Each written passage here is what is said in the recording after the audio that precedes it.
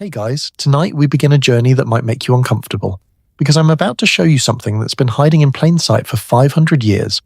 Picture this. A woman in 1850 lacing her corset tighter and tighter until her waist measures just 17 inches barely wider than your thigh. Her ribs are bending, she can't breathe. Now swipe forward to 2024. A teenage girl alone in her bedroom adjusting a filter on her phone, smoothing her waist, enlarging her eyes, reshaping her entire face until she doesn't recognize herself anymore. 5 centuries apart, but here's what breaks my heart. They're both doing the exact same thing. They're both trying to fit into a cage that was never meant to hold a human being. And tonight we're going to unlock that cage together. Before we dive deeper into this story, I need your help with something. If you've ever looked in the mirror and felt like you weren't enough, if you've ever sucked in your stomach for a photo, or wished your body was different, then this video is for you. And if it speaks to you, I'd be so grateful if you'd hit that subscribe button and give this video a like. Not because I'm asking, but because this is a conversation we need to have. Also, drop a comment below and tell me, where are you watching this from? What time is it where you are? I love imagining all of us scattered across the world but connected in this moment. Now let's dim the lights a little. Maybe turn on a fan for that gentle white noise. Get comfortable, because tonight's story is going to challenge everything you thought you knew about beauty. Let's begin. So here's what I want you to do. Close your eyes for just a second. Well, actually keep them open because you're watching this, but imagine with me. Imagine you could step into a time machine, and every decade you travel back, you see a different woman standing there, each one trying desperately to achieve the perfect body of her time. In 2024, she's holding a phone filtering her face. In 2010, she's researching plastic surgeons. In 1990, she's so thin you can see every bone in her chest. In 1950, she's curvy, squeezed into shapewear. In 1920, she's binding her breasts flat. And in 1850, she's wearing a corset so tight she might faint at any moment. Different women, different centuries, but the same desperation, the same question, am I beautiful enough? And here's the thing that haunts me. Every single one of them believed that her generation had finally figured it out, that this time they'd found the right way to look. But looking at them all lined up like this, we can see the truth they couldn't see. The perfect body doesn't exist. It never did. It's just a moving target, a cage that keeps changing shape. You know what's wild? I was going through my grandmother's old photos last week, black and white pictures from the 1950s, and I found this one of her at 19 standing in her kitchen. She was stunning. But you know what she'd written on the back? Too heavy. Starting diet tomorrow.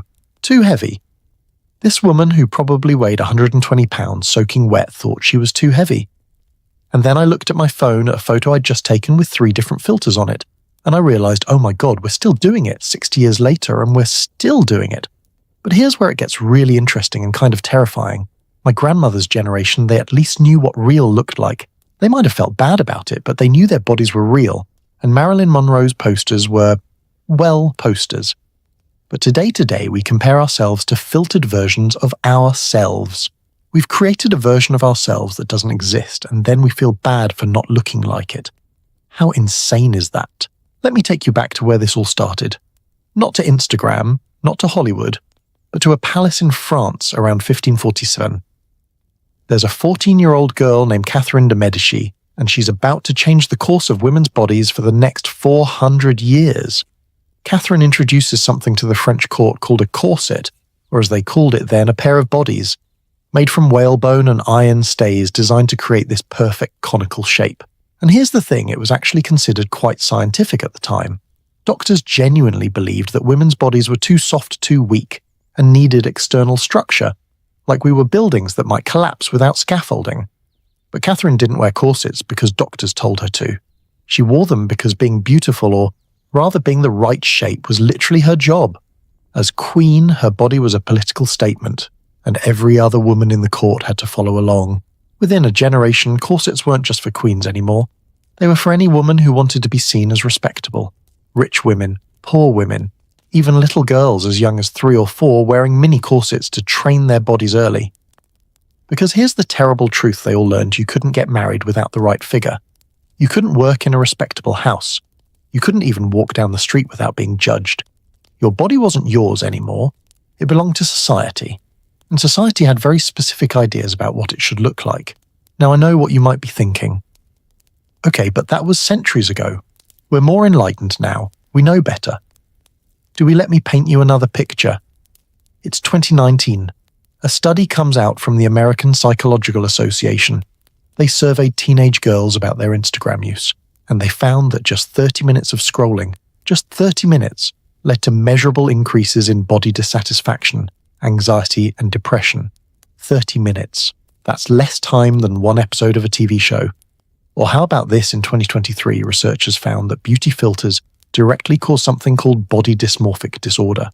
That's when you become so obsessed with perceived flaws in your appearance that it interferes with your daily life, and it's skyrocketing among young people. So here's my question. Is a beauty filter really that different from a corset? One physically constricts your body, the other digitally constricts your image. But both send the same message. You're not acceptable as you are. You need to be adjusted. I'll be honest with you. When I first started researching this topic, I thought I was going to make a video about how far we've come, about how we've evolved beyond the barbaric practices of the past. But the more I dug, the more I realized we haven't evolved at all. We've just updated the technology. Think about it. In the 1850s, women damaged their bodies with corsets to achieve an 18-inch waist. Today, women spend thousands on surgery to achieve the Kardashian curve. In the 1920s, women bound their breasts to look boyish and modern. Today, we call it athletic or toned. But it's the same pressure to erase natural curves. In the 1990s, heroin chic meant looking sick was fashionable. Today, we have filters that make us look pale, hollow-eyed, and waif-like. The cage just changed shape, but it's still a cage. And here's what really gets me about this whole thing. Every single era, they genuinely believed they were promoting health. Victorian doctors said corsets supported weak female organs. 1920s advertisements said thin bodies were signs of modernity and freedom. 1950s magazines insisted curves meant fertility and health. 1990s fashion claimed thin was about fitness.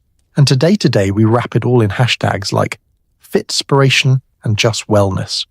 But underneath all those words, health, freedom, fitness, wellness, there's the same old message: your natural body is wrong. Fix it. Nobody ever stops to ask wrong according to whom, wrong compared to what wrong, or just unprofitable. Because let's be real for a second. There's an entire industry built on making you feel like you're not enough. In the 1800s, it was corset manufacturers. In the 1920s, it was fashion designers.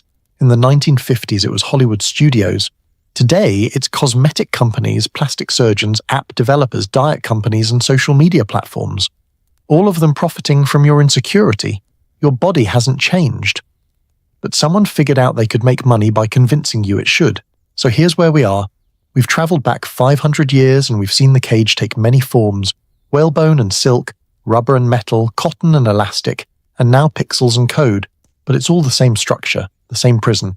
And for the next hour and a half, we're going to tear that cage apart piece by piece. We're going to visit each era, meet the women who suffered through it, and understand why they did what they did. Not to judge them, God never to judge them, but to understand them, to see ourselves in them. Because here's the thing, those women weren't vain. They weren't stupid. They weren't weak. They were doing what they had to do to survive in a world that judged their worth by their measurements, just like we are today.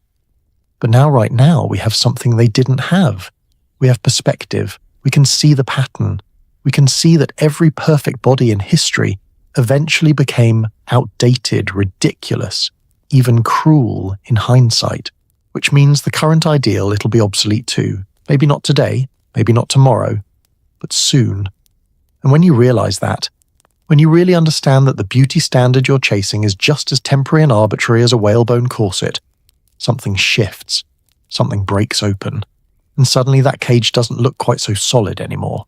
In our next part, we're going to step fully into that cage's first form. We're going back to the Renaissance, to the very moment when body control became a tool of power.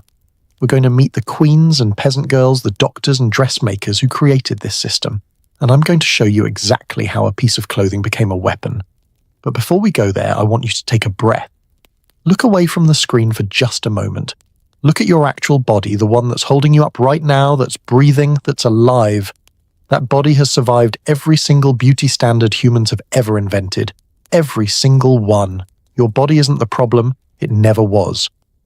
Now, let's travel back to where this nightmare began. Imagine being told at age 3 that your body is wrong. Not sick, not injured, just wrong. And the solution? An adult straps you into a cage made of whalebone and iron that you'll wear every single day for the rest of your life. You'll sleep in it, eat in it, grow into it, or rather your bones will grow around it, bending to fit its shape instead of their own. And when you ask why, they'll say, because this is what proper young ladies do. Welcome to the 1500s, where the corset isn't just clothing, it's a cage with a key that you'll never be allowed to hold. And tonight we're going back to the exact moment when that cage was first locked. Before we step through that door into history, I need to ask you something. If this story is making you think differently about the way we treat bodies today, if you're starting to see the connections, then please hit that subscribe button and drop a like on this video. It helps more people find these stories, and honestly, we need to have this conversation together. Also, I'm curious, what time is it where you are right now? Are you in bed, or maybe winding down after a long day? Let me know in the comments. I love knowing that we're all here, scattered across time zones, but connected by this story. Now settle in. Maybe adjust your pillow. Let's travel back 500 years and meet the women who first learned what it meant to be trapped. So we're in France, the year is 1533, and there's this 14-year-old Italian girl named Catherine de' Medici who's about to become Queen of France. She's tiny, barely 5 feet tall, and she's terrified. Because here's the thing about being queen in the 1500s, your body isn't really yours. It's a political statement, a billboard. And Catherine knows that if she wants to survive in the French court, she needs to look the part. So she starts wearing this new contraption from Italy. It's called a corps in French, literally meaning body, because it's meant to reshape your actual body into something more architectural. Made from metal stays and whalebone covered in expensive fabric, it creates this perfectly smooth conical torso. No curves, no softness, just a rigid geometric shape. And here's where it gets interesting. Catherine doesn't just wear it herself, she makes it mandatory for every woman in court. Within a year, if you wanted to be anywhere near the royal palace, you needed to be wearing one of these things. It became quite literally the uniform of power. But why? Why would women voluntarily put themselves in cages? Well, here's the thing. They understood that we sometimes forget fashion has never been about clothing. It's about access. It's about who gets to sit at the table. And in the 1500s, if you didn't have the right silhouette, you didn't get access to anything. No advantageous marriage, no position at court, no safety. Your body shape determined your entire future. Now let me introduce you to someone else who took this idea and ran with it. Queen Elizabeth IV of England. We all know the portraits that white-face those massive ruffs, those incredible gowns.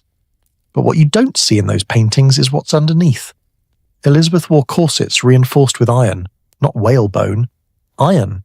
She had a natural waist of about 27 inches, and she compressed it down to 22 every single day for over 40 years, and she had a reason. See, Elizabeth was a woman ruling in a man's world. She never married, never had children, things that were supposed to define a woman's worth. So her body became her armor. That rigid geometric shape said, I'm not soft, I'm not weak, I'm not a body to be possessed, I'm a monument. But here's the cost.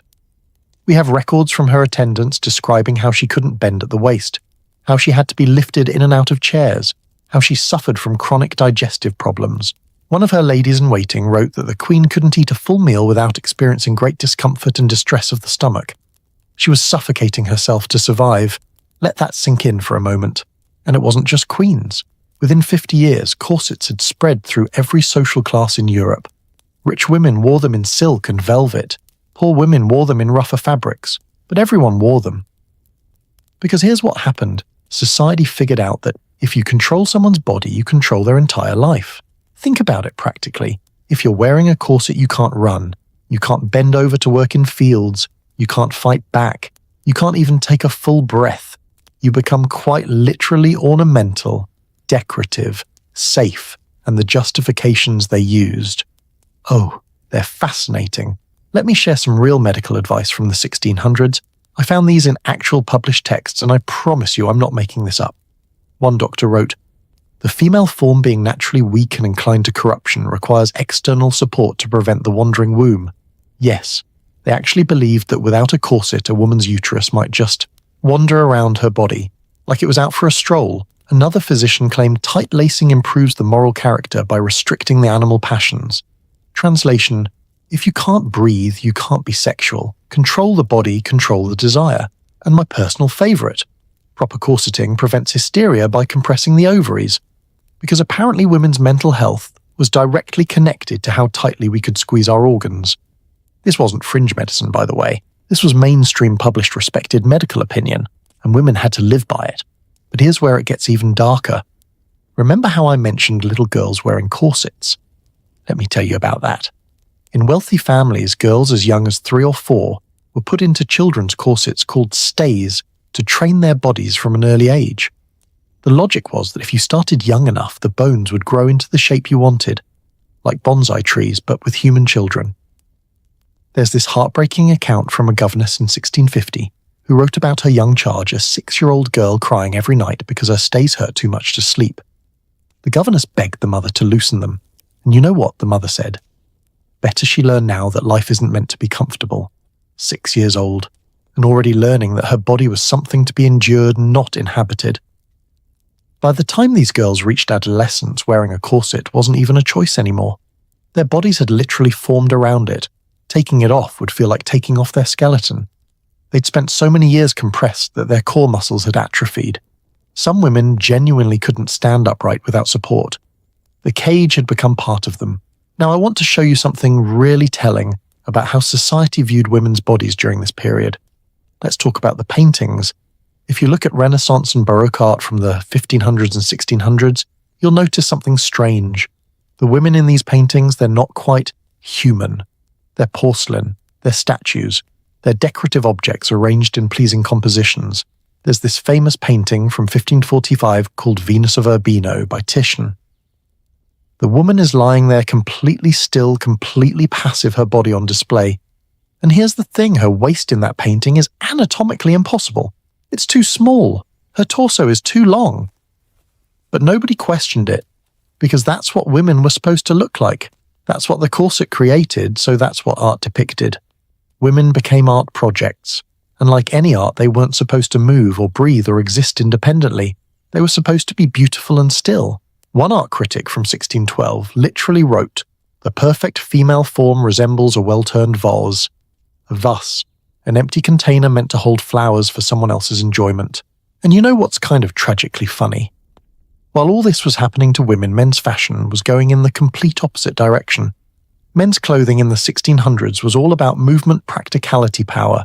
Breeches that let you ride horses, doublets you could fight in, boots made for walking. Meanwhile, women were being laced into garments that made walking more than 20 feet exhausting. Why? Because that's what made you valuable.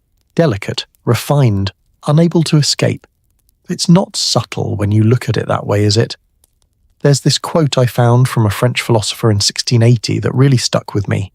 He wrote, "A woman's virtue can be measured by her waist. The smaller the circumference, the greater her self-control." Self-control, that's what they called it. As if starving yourself and compressing your organs was some kind of moral achievement. As if suffering was virtue. But here's what I keep coming back to. These women weren't stupid. They weren't vain. They were trapped in a system that gave them exactly 2 choices: conform or be destroyed. If you refused to wear a corset in 1600s, Europe, you were labelled loose, immoral, probably a prostitute. You couldn't get work in a respectable household. You couldn't marry into a decent family. You'd be socially exiled. So when we look back and think, how could they do that to themselves? We're asking the wrong question. They didn't do it to themselves. It was done to them by a society that decided women's bodies were public property to be shaped according to men's aesthetics and medical theories. The women who wore these torture devices weren't complicit. They were surviving. And here's the thing that connects all of this back to us right now. That same logic, beauty equals virtue, control equals worth, suffering equals refinement. It didn't die with the corset. It just learned to speak a different language. When we say, "I'm just trying to be healthy," while obsessively counting calories, when we say, "I'm just enhancing my features," while filtering our faces beyond recognition, when we say, "I'm just being disciplined," while punishing our bodies at the gym, we're using different words, but it's the same corset, just made of thoughts instead of whalebone. So we've seen where this started. We've met the queens and the little girls, the doctors and the philosophers who built this system. We've seen how a piece of clothing became a cage and how that cage became so normalized that women couldn't imagine life without it. But this story is about to get worse before it gets better. Because what happened in the 1500s and 1600s, that was just the blueprint. In our next part, we're stepping into the Victorian era, the absolute peak of corset torture.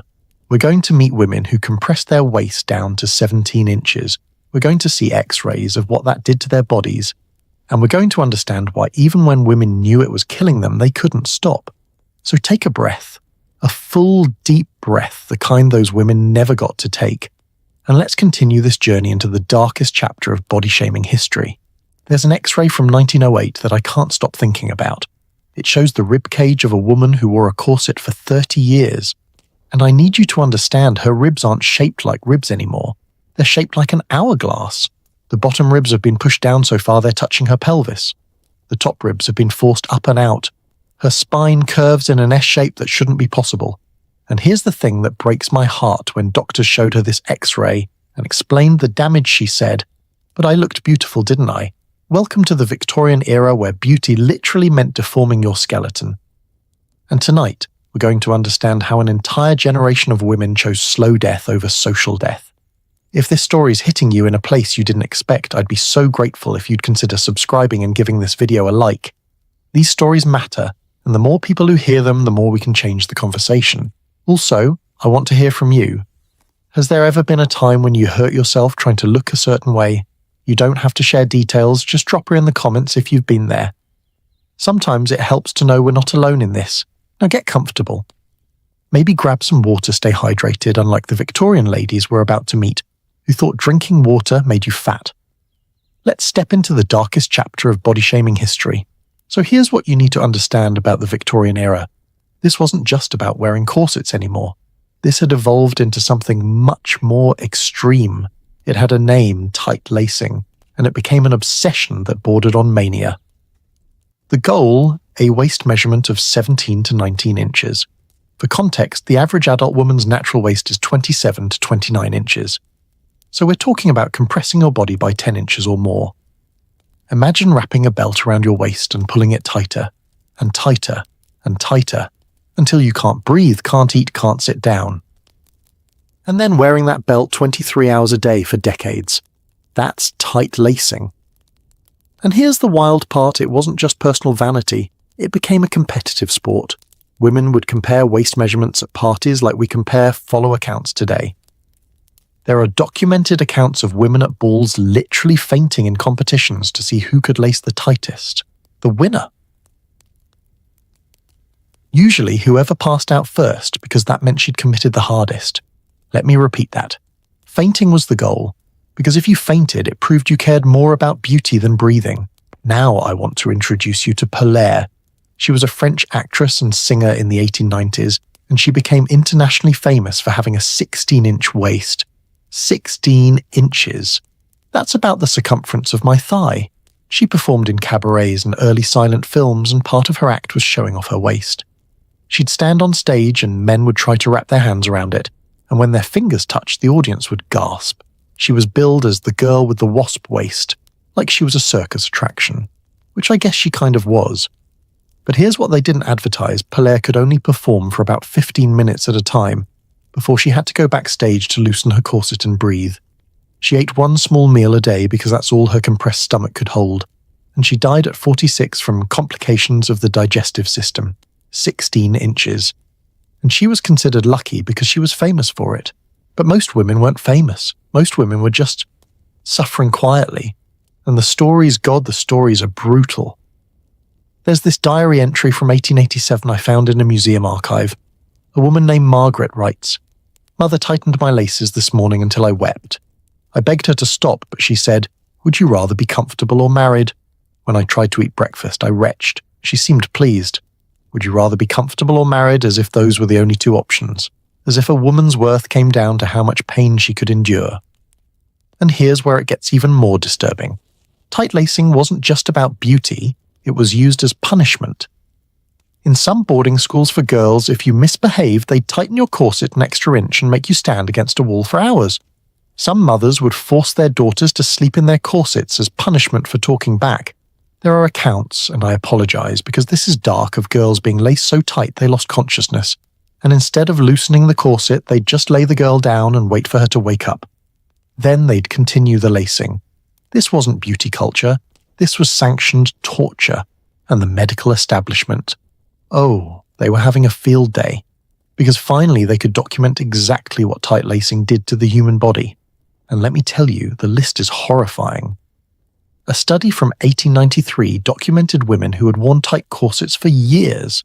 The findings included collapsed lungs, fractured ribs, bruised and displaced livers, chronic constipation so severe it required surgery damage to the spine, resulting in permanent curvature. And here's the one that really got them: childbirth complications resulting in death. Obstetricians were seeing women whose pelvises had been crushed inward by years of corseting, making natural childbirth impossible or fatal.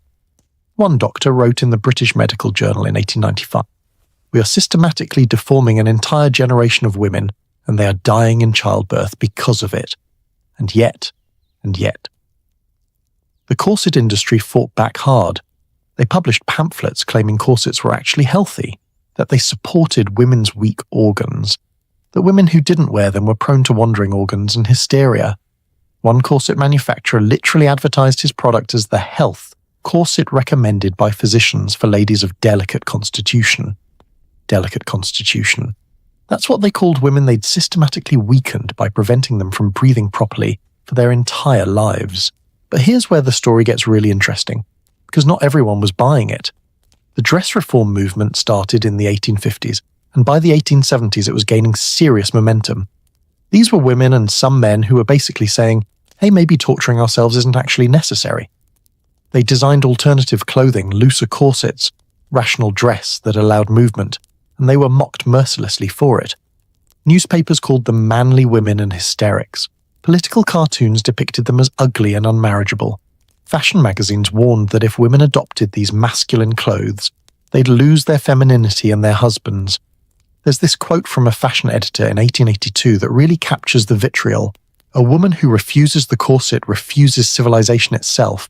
She might as well live in a cave." Because see, that's what this was really about. The corset wasn't just about beauty, it was about control.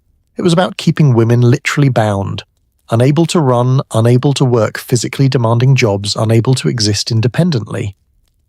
And when women tried to break free, society punished them viciously. Now let me show you something that'll make your blood boil. While all this was happening to women, let's talk about what was happening to men's fashion. In the Victorian era, men's clothing was becoming more and more practical.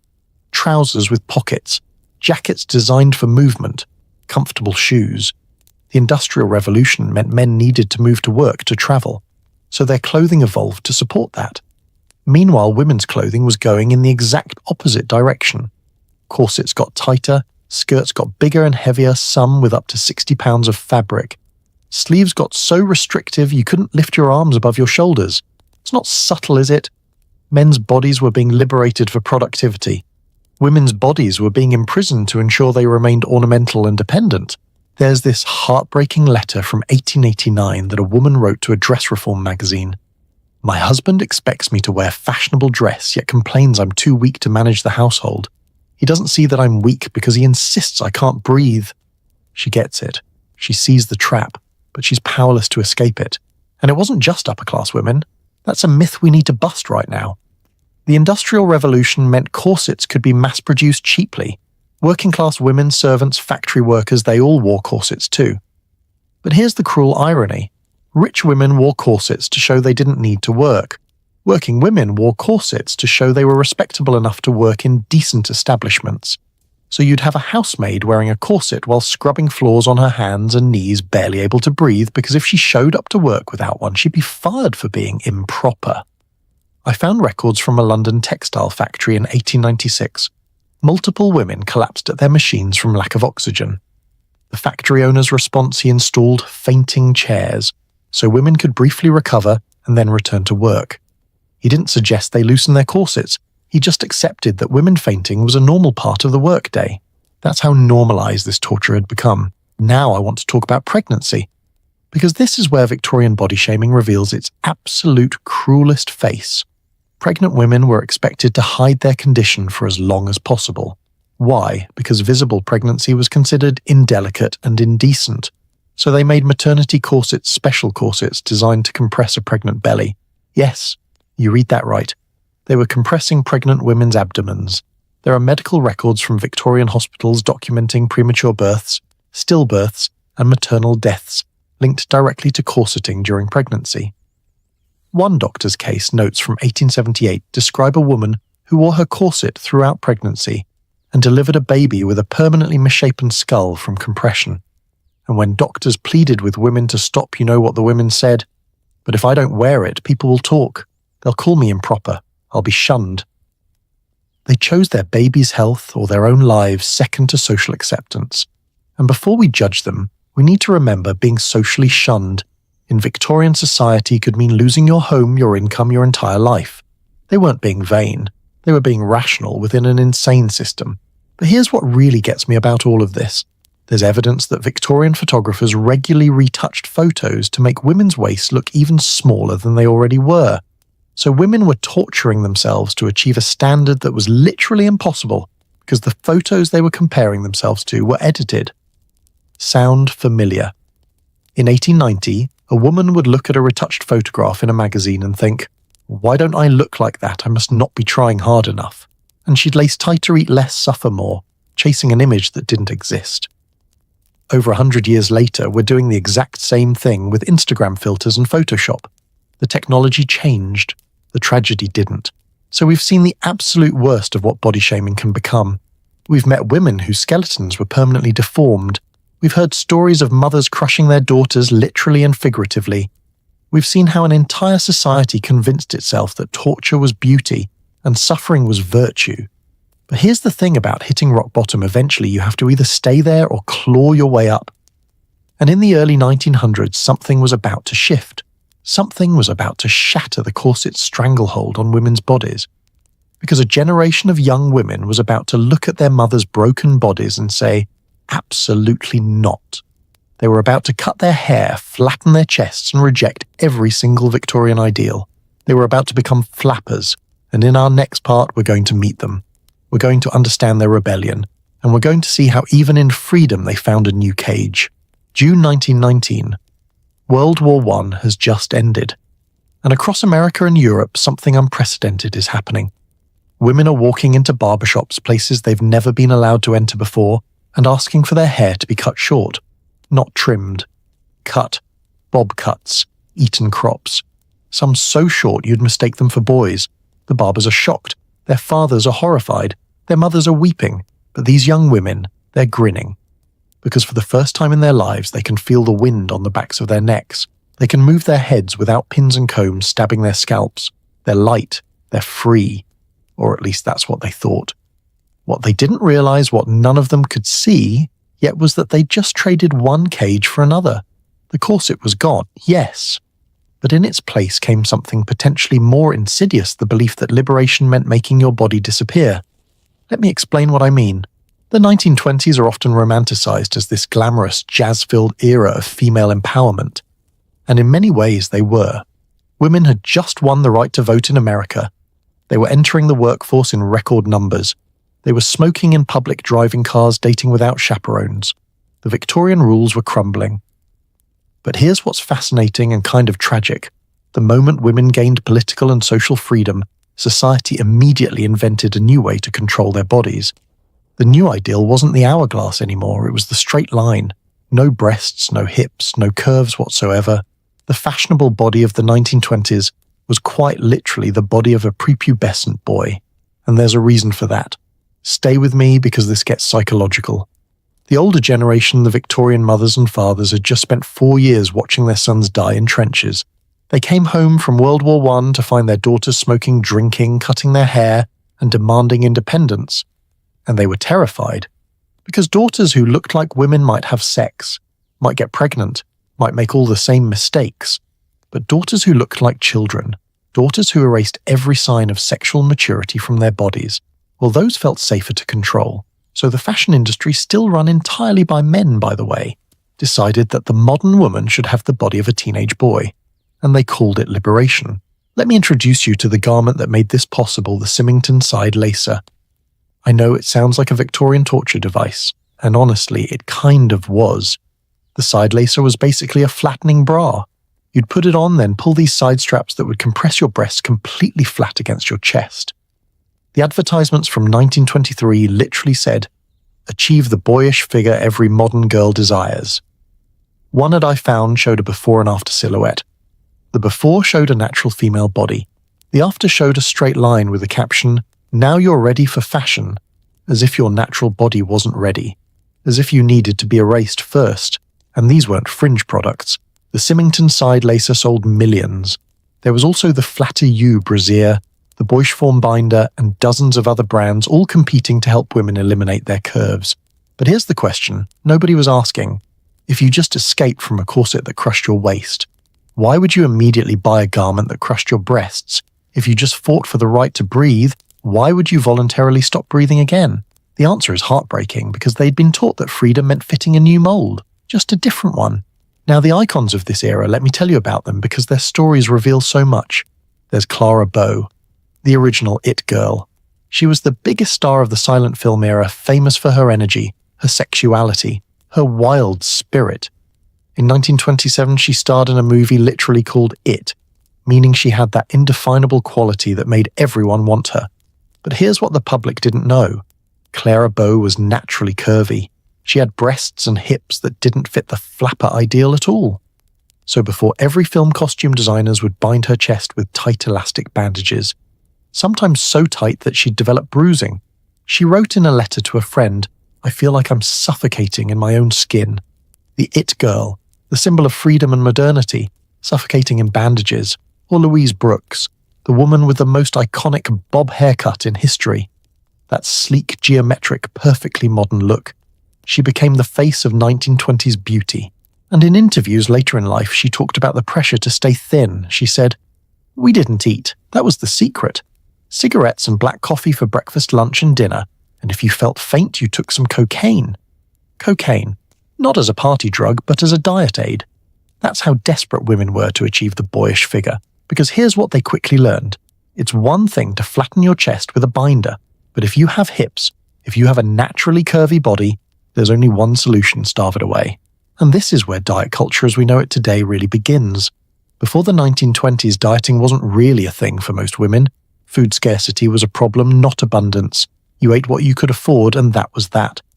But in the 1920s, for the first time in history, middle-class women had access to enough food and were being told not to eat it. The first diet books appeared. Diet and Health, with Key to the Calories, by Lulu Hunt Peters, became a bestseller in 1923. It was the first book to popularize calorie counting for weight loss. And the language in it is wild. She literally writes, "You are going to eat calories of food. Instead of saying one slice of bread or a piece of pie, you will say 100 calories of bread, 350 calories of pie." Food stopped being food. It became numbers, math, a game you could win or lose. And the winning weight, according to fashion magazines in 1925, the ideal woman was 5'7" and weighed 118 pounds. For reference, that's a BMI of 18, 5, barely above the threshold for being underweight. One magazine article from 1926 advised, "If you want to be modern, your goal should be to look as though you haven't eaten in 3 days. Not healthy, not strong, starving. That was the goal." But you know what I find most interesting? Not every woman went along with this. There's this photograph from 1927 that I love. It shows 2 office workers standing together. The woman on the right is wearing the fashionable flapper-style flat chest, straight dress, very thin. The woman on the left is clearly wearing just a regular loose dress over her natural curvy body. No binder, no attempt to flatten anything. And you know what? The curvy woman looks completely comfortable, confident even. She's smiling at the camera while her flapper friend looks like she's trying not to breathe too deeply. This photo reminds me that even at the height of these crazes, there were always women who said, "Nah, I'm good." Women who prioritized their comfort over fashion. And I wish we knew more about them, because they're the ones who are actually free. But here's the sad part, we don't know more about them. Because they weren't the ones being photographed for magazines or cast in movies. They weren't the ones held up as ideals. They were invisible. The only bodies we remember from the 1920s are the ones that fit the standard. Everyone else has been erased from history. Let's talk about class for a minute, because that's important here too. The flapper dress, that straight, simple shift, was actually democratizing in a weird way. Unlike Victorian dresses with their complicated construction and expensive fabrics, a flapper dress was relatively easy to make at home. You could buy a butterick pattern for 25 cents and sew your own. So for the first time, working-class women could wear the same style as wealthy women. On the outside, at least the class differences were less obvious. But, and this is a big but the body underneath had to be right, and achieving that boyish figure that still required resources, it required being able to afford the Symington side lacer, or the diet foods, or the cigarettes to suppress your appetite. It required having a job that didn't involve heavy physical labor that would build muscle. So the democratic fashion still enforced inequality, just in a sneakier way. I found this heartbreaking letter to the editor in a 1924 women's magazine. A factory worker writes, "I see pictures of modern girls in their beautiful dresses and I save for months to buy the fabric. I make the dress perfectly. But when I put it on, I don't look like the picture, because I have arms with muscles from working and a stomach that isn't flat because I can't afford to eat less. The dress fits, but I don't fit the dress." She gets it. The problem isn't her, it's the standard, but knowing that doesn't make her feel any better. Now here's where the irony gets almost funny if it wasn't so sad. While women were binding their breasts and starving themselves to look boyish and liberated, do you know what men were doing? Absolutely nothing different. Men's bodies weren't being discussed at all. There was no ideal male body being pushed. Men just existed, in whatever shape they came in. Sure, there were some athletes and movie stars who were buff, but there was no pressure for average men to look like them. Nobody was selling men breast flatteners or diet books or telling them their natural bodies were unfashionable. And yet the 1920s are remembered as the decade when women were liberated. Liberated to have the right to vote, yes. Liberated to work and socialize independently, yes. But liberated from beauty standards, not even close. If anything, the standards just got sneakier. They wrapped themselves in the language of modernity and freedom while doing the exact same thing Corsets did, telling women their natural bodies were wrong. There's a quote from Zelda Fitzgerald of Scott, Fitzgerald's wife, and the original flapper icon that I think about a lot. In 1923, she wrote in her diary, "I want to be young and beautiful and thin and wild and free. But most days I just feel cold and hungry and tired. Young, beautiful, thin, wild, free." She lists thinness right there in the middle like it's equivalent to freedom. And that breaks my heart. Because Zelda was brilliant and talented and complex, but she'd been taught that her worth came from being ornamental, from fitting the aesthetic, and the cold and hungry and tired part. That's what achieving the standard actually felt like. Not glamorous, not empowering, just exhausting. Zelda Fitzgerald, by the way, spent years in and out of psychiatric hospitals. She was diagnosed with schizophrenia, but modern doctors who've studied her case think she probably had bipolar disorder. And while we can't blame that entirely on beauty standards, we do know that chronic malnutrition, the kind that comes from years of dieting and restriction, absolutely affects mental health. How many brilliant women of the 1920s lost themselves to hunger? How much creativity, how much life was sacrificed on the altar of being thin? And here's the thing that connects this back to every other era we've talked about, the justifications. When Victorian women wore corsets, they said it was about proper posture and supporting their organs. When 1920s women bound their breasts, they said it was about modernity and freedom from Victorian constraints. But strip away the language, and it's the same message: your body is wrong. Fix it. Suffer if you must, but fit the mold. The specifics of the mold changed. The requirement to fit it never did. So the 1920s taught us something important. They taught us that liberation and empowerment are meaningless words if women are still being judged primarily by how their bodies look. You can give women the vote, give them jobs, give them independence, but if you're still telling them they need to starve themselves and bind their bodies to be acceptable, you haven't freed them at all. You've just rebranded the cage. And speaking of rebranding, in just a moment we're going to jump forward to the 1950s, where the pendulum swung hard in the opposite direction, where the boyish figure became scandalous overnight and suddenly curves were mandatory again, where Marilyn Monroe's body became the template, and women who'd spent the last 30 years learning to be thin had to completely reverse course. Because that's how this works. The cage doesn't open, it just keeps changing shape. And women keep being told that this time this shape is the right one. This time, if you just modify yourself one more time, you'll finally be enough. But we're starting to see the pattern now, aren't we? We're starting to see the con. So let's keep going. Let's meet Marilyn and understand why her curves were both her greatest asset and her heaviest burden. It's 1947 and Christian Dior is about to change everything with 8 words. He unveils his new collection in Paris and a fashion editor gasps and says, It's quite a revolution, dear Christian. Your dresses have such a new look. The new look, that's what they called it. And it was revolutionary, but not in the way you might think. After 2 decades of boyish figures and straight lines, Dior brought back the hourglass. Tight waists, full skirts, emphasized busts, the Victorian silhouette repackaged for the modern age, and within months the entire Western world followed suit. But here's what makes this fascinating. This wasn't a natural evolution of fashion. This was social engineering.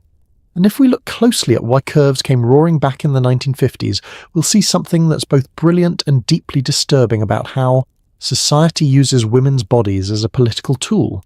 Let me show you what I mean. World War II had just ended. And for 4 years, women had been doing men's work, building planes, welding ships, running factories. They'd worn pants. They'd earned paychecks. They'd proven they could do anything men could do. And the powers that be, they were terrified. Because if women could be soldiers and engineers and breadwinners, what did that mean for the traditional family structure? What did that mean for men's role in society?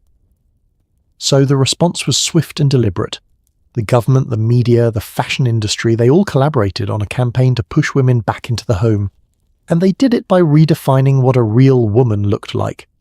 Suddenly the thin boyish flapper was ridiculed as masculine and unhealthy. Magazine articles proclaimed that men wanted real women with feminine curves. Advertisements showed happy families with mothers who had tiny waists and full bosoms, standing in kitchens in heels and pearls. The message was clear: if you want to be desirable, if you want to get married, if you want to be a real woman, you need curves. And not just any curves. Specific controlled engineered curves. This is where Marilyn Monroe enters the story. But not the Marilyn you think you know. Everyone knows Marilyn's measurements right. They've been repeated so many times, they're practically mythology. 36, 24, 34. The perfect hourglass. But let me tell you some things about Marilyn that don't usually get mentioned. First, those measurements. They changed throughout her career depending on who was measuring and when. Some studios reported 35 22, 35. Some said 37, 23, 36. The numbers were adjusted to fit whatever narrative they wanted to sell. Even Marilyn's body was being edited before Photoshop existed. Second, Marilyn worked her ass off literally to maintain that figure. She lifted weights. In 1952, she told Pageant magazine about her exercise routine. Every morning, 15 minutes with 5-pound dumbbells doing lifts and presses. This was unusual for women at the time who were told exercise would make them bulky and masculine. But here's the thing that really gets me. Marilyn also talked about her diet raw eggs whipped into warm milk for breakfast, steak or lamb chops for dinner. Basically, she was on a high-protein, low-carb diet decades before that became a trend. She was hungry most of the time, so the natural curves that everyone worshipped, they were the result of calculated, disciplined work. There was nothing effortless about them, and Marilyn knew it. In private letters to friends, she wrote about the pressure, about feeling like a piece of meat, about being exhausted from maintaining the illusion. But to the public, she was just naturally, effortlessly perfect. And millions of women compared themselves to her and felt inadequate. Now let me introduce you to the infrastructure that made the 1950s hourglass possible. Because trust me, it wasn't natural. First, the bullet bra. Oh my god, the bullet bra. These things were architectural marvels, and by marvels I mean nightmares. They had circular stitching and stiff fabric that forced breasts into these cone shapes, like missiles, like weapons. The most popular brand was called Perma-Lift, and their slogan was "the lift that never lets you down." One ad from 1954 showed a cross-section diagram of the bra's construction. It had more engineering than some bridges. Women wore these things every single day. They were uncomfortable, they were restrictive, but they created the perfect breast shape that was fashionable. Because natural breasts, those weren't good enough. Then there were girdles.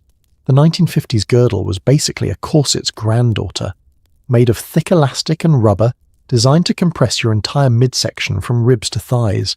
Some had boning, some had multiple panels of control, and they were tight. I found a diary entry from a woman named Betty in 1956. She wrote, "Tried on my new girdle this morning, had to lie on the bed to zip it, couldn't sit down for 3 hours. By evening had deep red marks on my hips and couldn't feel my legs. Fashion is pain. Fashion is pain." In 4 words, she summed up the entire era. But here's where it gets even more complicated. While women like Marilyn were being pressured to maintain their curves, Women who were naturally thin were being told they were unfeminine and unattractive. There were advertisements, and I swear I'm not making this up, for weight gain products for women. One ad from 1953 showed a thin woman looking sad while a curvy woman got male attention. The headline, "Don't be a bag of bones. Men love curves." Another product called Wart On promised to help you gain 15 pounds in just weeks. The ad copy said, "Are you so skinny that men look right through you? Get the curves that make men notice." So if you were a woman who'd spent the 1920s and 30s being told to stay thin and boyish, and you'd finally gotten your body to that point, suddenly you were wrong again. Your body was out of fashion. Again. Can you imagine the whiplash, the mental gymnastics of trying to keep up? And if you were a woman who was naturally curvy, which you might think would be perfect for this era, you were probably over-curvy, according to the standards. Because the ideal wasn't just curvy. It was curvy with a tiny waist, which is genetically rare. So everyone was wrong. Again. And everyone needed to buy products to fix themselves. Again. Notice the pattern. Let me tell you about Sophia Loren, because her story reveals something important about the toll this took on women. Sophia was and still is stunning. In the 1950s, she became Italy's biggest star, famous for her hourglass figure. She seemed like the perfect embodiment of the 1950s ideal. But years later, she talked about what it cost her. She said she was constantly monitored by studios. They measured her waist weekly. If it increased even half an inch, she'd be put on a strict diet. She said, "I was hungry for 10 years. 10 years of being perfect according to society, and still being hungry every single day." And here's the kicker, Sophia Loren was one of the lucky ones. She naturally had an hourglass figure. For women whose bodies were different shapes, rectangular, pear-shaped, athletic, the pressure was exponentially worse. There's a letter to the editor in a 1955 women's magazine that breaks my heart. A woman writes, "I am 5 pounds, 115 pounds, and my doctor says I'm healthy. But my waist is 26 inches no matter what I do, and my bust is only 32 inches. My fiancé's mother says I'm too boyish to be a good wife. Should I call off the wedding?" Read that again. She's asking if she should end her engagement because her waist isn't small enough, because her breasts aren't big enough, because her healthy body doesn't match an arbitrary standard, and you know what's most tragic. The magazine's response was, "Consider corseting and bust enhancement exercises. Many modern brides are choosing subtle padding in their foundation garments. Not your fiancé's mother is being cruel. Not your body is fine. Just here's how to fake a different body." Speaking of fake, let's talk about padding. Because oh boy, the 1950s had padding for everything. Padded bras, obviously, but also padded girdles that added curves to your hips, padded shoulders in dresses, padded crinolines under skirts to make your waist look smaller by comparison. You could literally construct an entirely different silhouette through strategic padding. There's a scene I love from the 1959 movie Some Like It Hot, where Tony Curtis and Jack Lemmon dress as women. They're stuffing their bras and strapping into girdles, and Jack Lemmon says, "How do women walk in these things?" And here's what makes that scene brilliant. It exposed something that was supposed to be secret. It showed that the natural feminine curves everyone worshipped were actually constructed through uncomfortable undergarments. And suddenly the illusion was visible. But in real life, women weren't allowed to break the illusion. You were supposed to pretend all of this was natural, that you just woke up looking like Marilyn Monroe. Now let's talk about what this era meant for relationships and sexuality, because that's where this gets really dark. The 1950s are often portrayed as this wholesome, innocent time, but the pressure on women to look a certain way was deeply connected to male sexual expectations. There's this book from 1956 called Marital Relations by a doctor named Hannah Stone. She surveyed thousands of couples, and one of the findings was that 43% of men said they'd be less attracted to their wives if they gained weight or lost their feminine figure. 43%. Nearly half of married men openly admitting that their wives' worth was tied to their appearance. And women knew this. They knew that maintaining the right figure wasn't just about fashion. It was about keeping their marriages, their economic security, their entire lives stable. One woman wrote in her diary in 1958, "Gained 3 pounds this month. Didn't tell James. Bought a tighter girdle instead. Better to be in pain than to be unloved. Better to be in pain than to be unloved." That sentence should be taught in every history class because it sums up what it meant to be a woman in the 1950s. And here's something we don't talk about enough, the impact this had on women's health. Wearing tight girdles every day led to circulatory problems, digestive issues, and weakened core muscles just like corsets did. Bullet bras caused breast tissue pain and lymphatic problems. The high-protein, low-carb diets that were popular caused kidney stress and nutritional deficiencies. But more than that, the psychological toll was enormous. The constant vigilance about your body, the measuring, the comparing, the fear of gaining a single pound. A 1959 study by the American Psychological Association found that women reported higher rates of anxiety and depression than at any previous time they'd measured. And when they asked women what they were anxious about, the number one answer wasn't war or politics or money. It was their bodies. Their bodies were their greatest source of anxiety. In the middle of one of the most prosperous decades in American history, women were most worried about whether their waist was small enough. Let that sink in for a moment. But you know what I find most infuriating about the 1950s, the narrative around it? Even today, people look back at that era with nostalgia. Things were simpler then. Women were more feminine. Everyone was so elegant and put together. But simple for whom, feminine according to whom, and at what cost? The 1950s housewife, in her perfect dress and perfect hair and perfect figure she was performing, every single day was a performance, and the price of that performance was her comfort, her health, and often her sense of self. Marilyn Monroe, the ultimate symbol of 1950s femininity, died at 36 from an apparent overdose. Whether it was intentional or accidental, we'll never know. But what we do know is that she spent her entire adult life being objectified, being reduced to her body, being told she was perfect, while never feeling good enough, and we remember her as lucky, as someone who had it all. That should tell you everything about how we misunderstand this era. So the 1950s taught us that natural is a lie. The curves that were worshipped weren't natural, they were engineered through girdles and bras and diets and constant vigilance. The effortless beauty was anything but effortless, and more importantly, the 1950s showed us how beauty standards are used as a political tool. When society wanted women out of the workforce and back in the kitchen, suddenly the ideal woman had a body that required so much maintenance that she couldn't possibly have time for a career. It's not subtle when you see it spelled out like that, is it? But just when women in the 1950s thought they'd figured out what was expected of them, just when they'd bought all the girdles and the bullet bras and accepted that this was their life, everything was about to change again. Because the 1960s were coming. And with them a British teenager with stick-thin legs and a boyish frame who would become the most famous model in the world, a girl named Twiggy. And women who'd just spent years gaining weight and embracing curves, they were about to be told to reverse course. Again.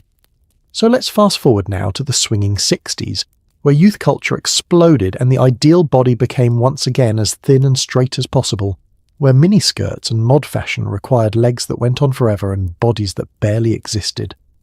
Let's meet the generation that rejected their mother's curves and chose childhood instead. September 1966. A 16-year-old girl from North London walks into a hair salon and asks for her hair to be cut into a geometric bob. Her name is Leslie Hornby, but the world will soon know her as Twiggy. She weighs 91 pounds. She's 5'6". And within 6 months she'll be on the cover of every major magazine in the world, declared the face of 1966. Here's what's wild: she didn't audition. She didn't train. She just existed. And her existence specifically, her childlike prepubescent body, became the most powerful statement of the decade.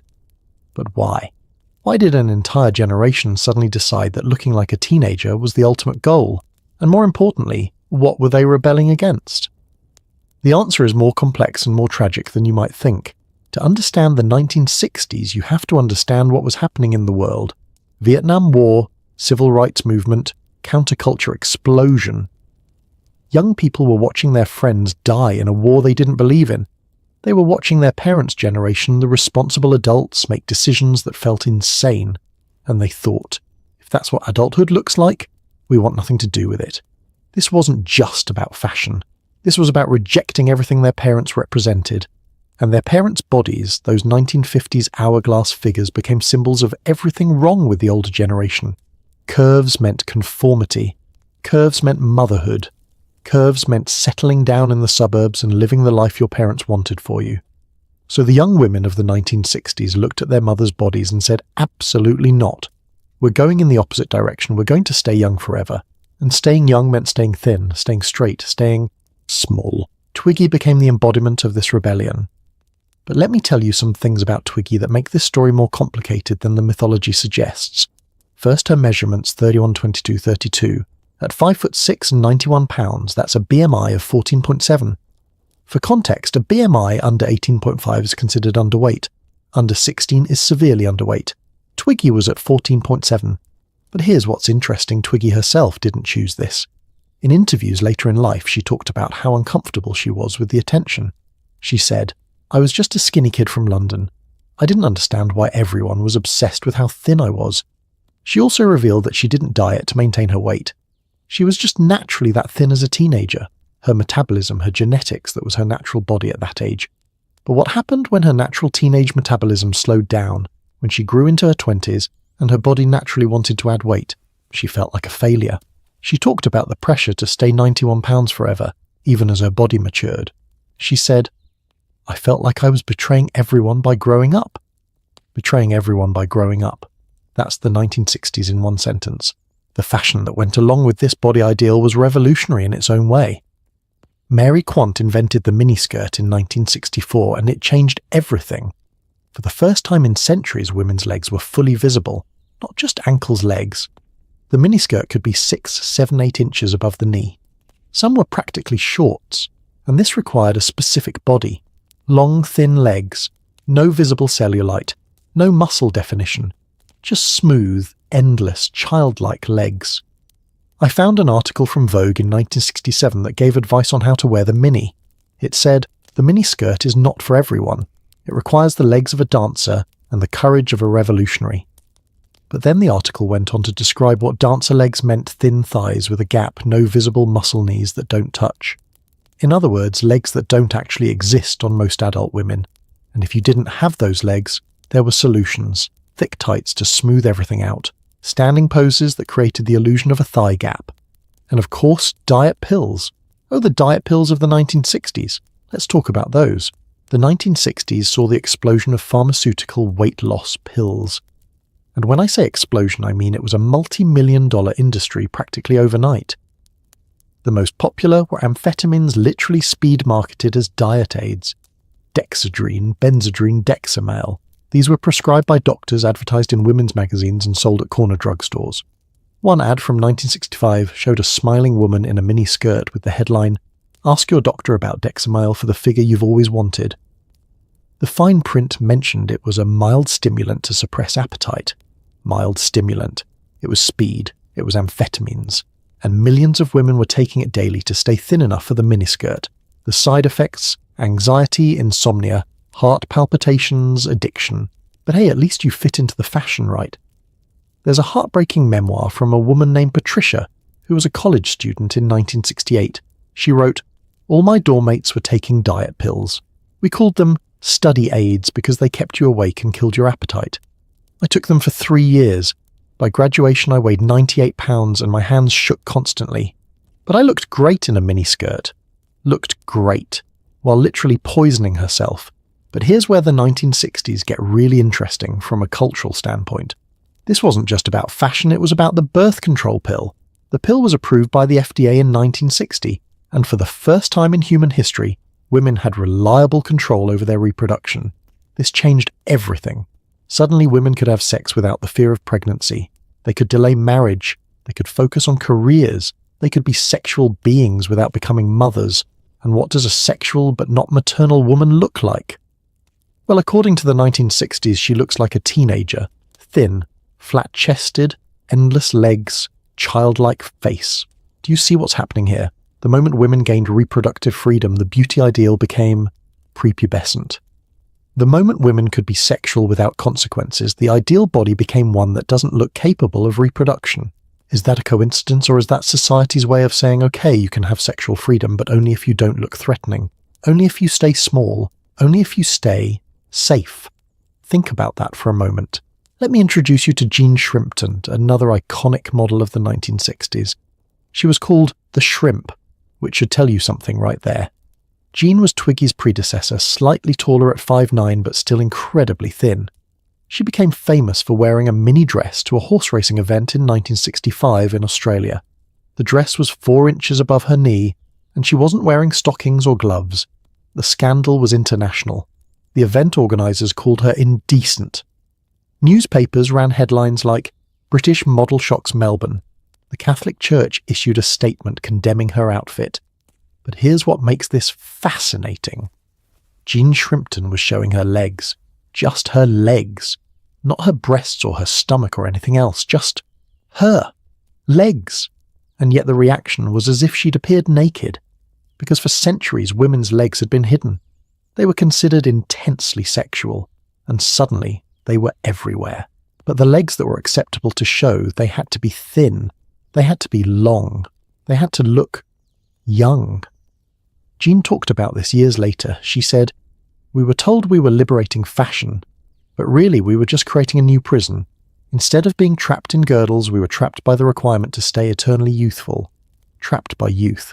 What a perfect description. Now let's talk about what this meant for women who couldn't or wouldn't fit the mould. If you were a woman in your 30s or 40s in the 1960s, you were suddenly obsolete. The entire fashion industry, the entire cultural conversation was focused on youth. If you weren't under 25, you were invisible. There's a quote from a fashion editor in 1967 that's pretty brutal. She wrote, "Fashion is no longer made by the elite. It's made by teenagers in the street. And if you're not young enough to understand it, you're too old to matter." Too old to matter. Imagine reading that if you were 35.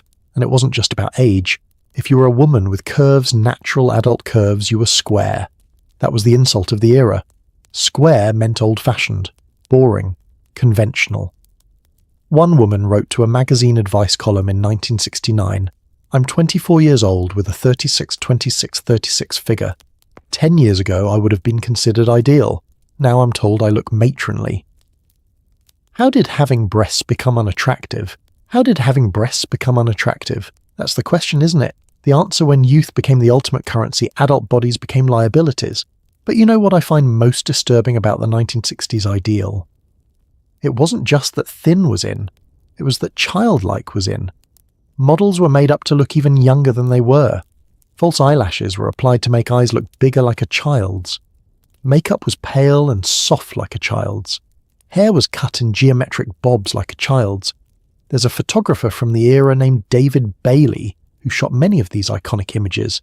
He said in an interview decades later, "We were fetishizing youth to an uncomfortable degree.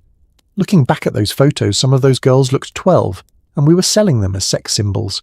12. Sex symbols. That's paedophilia aesthetic. Let's call it what it is. And the fact that an entire culture embraced it, that says something deeply disturbing about how society views female sexuality.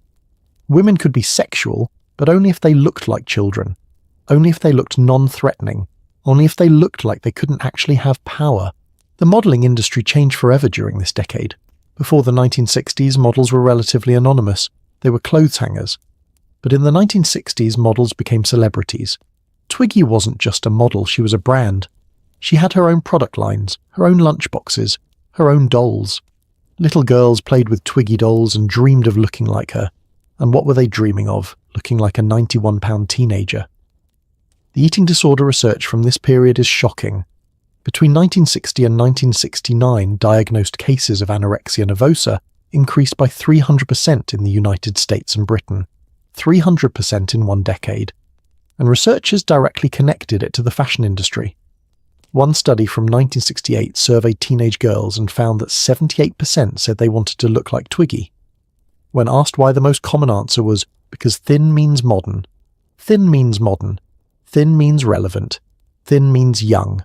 Thin means acceptable. But here's something that doesn't get talked about enough. Not everyone was playing along. There was a whole counterculture movement, the hippies, who were rejecting mainstream beauty standards altogether. They were growing their hair long and wild. They were wearing loose-flowing clothes. They were embracing natural bodies. But even in that movement, thinness was still prized. Have you ever seen photos of hippie women from the 1960s? They're almost all thin. The rejection of beauty standards was never actually a rejection of the thin ideal. It's like the culture couldn't imagine female beauty outside of thinness. Even in rebellion, that one standard stayed constant. There's a quote from Janis Joplin, the ultimate hippie rock star, that breaks my heart. She said, "I can be as wild and free as I want on stage, but backstage I still won't eat because I know I'm too fat to be loved."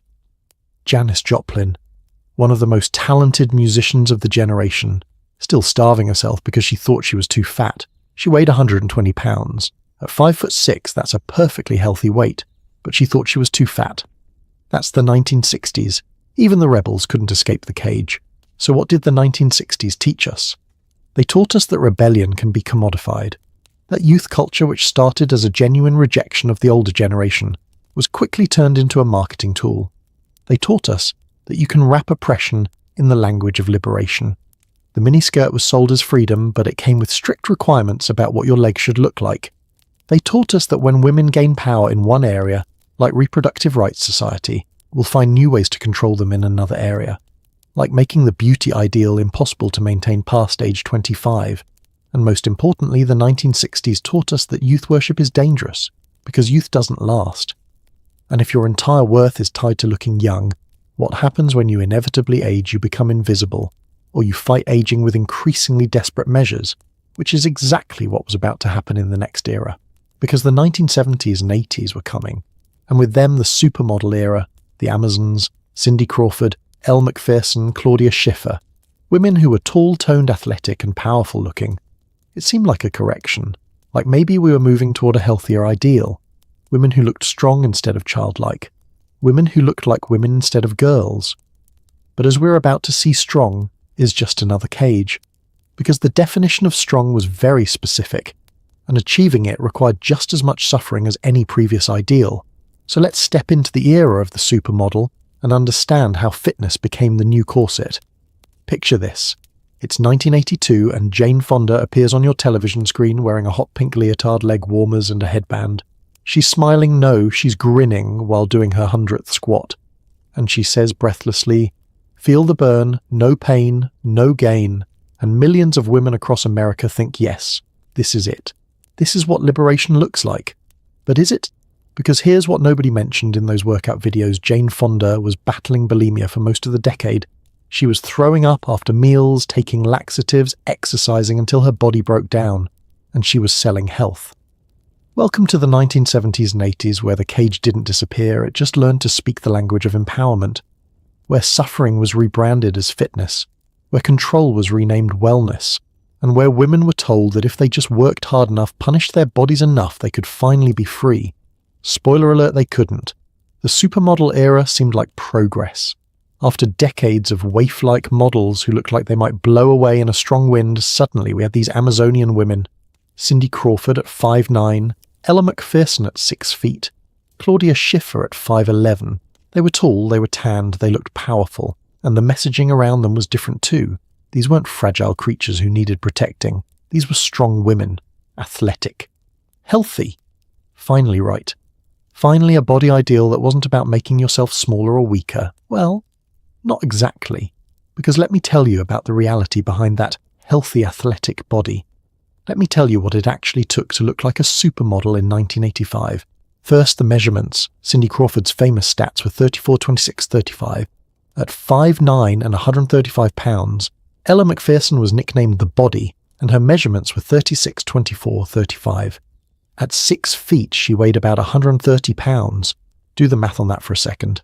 6 feet tall and 130 pounds. That's a BMI of 17.6, which is underweight. But because they had muscle tone, because they had tans, because they smiled confidently in photos, they looked healthy. They didn't look sick like the heroin chic models would in the 1990s. They looked strong, except they weren't. Not really. There's an interview from 1989 where Elle Macpherson talks about her diet during her modelling peak.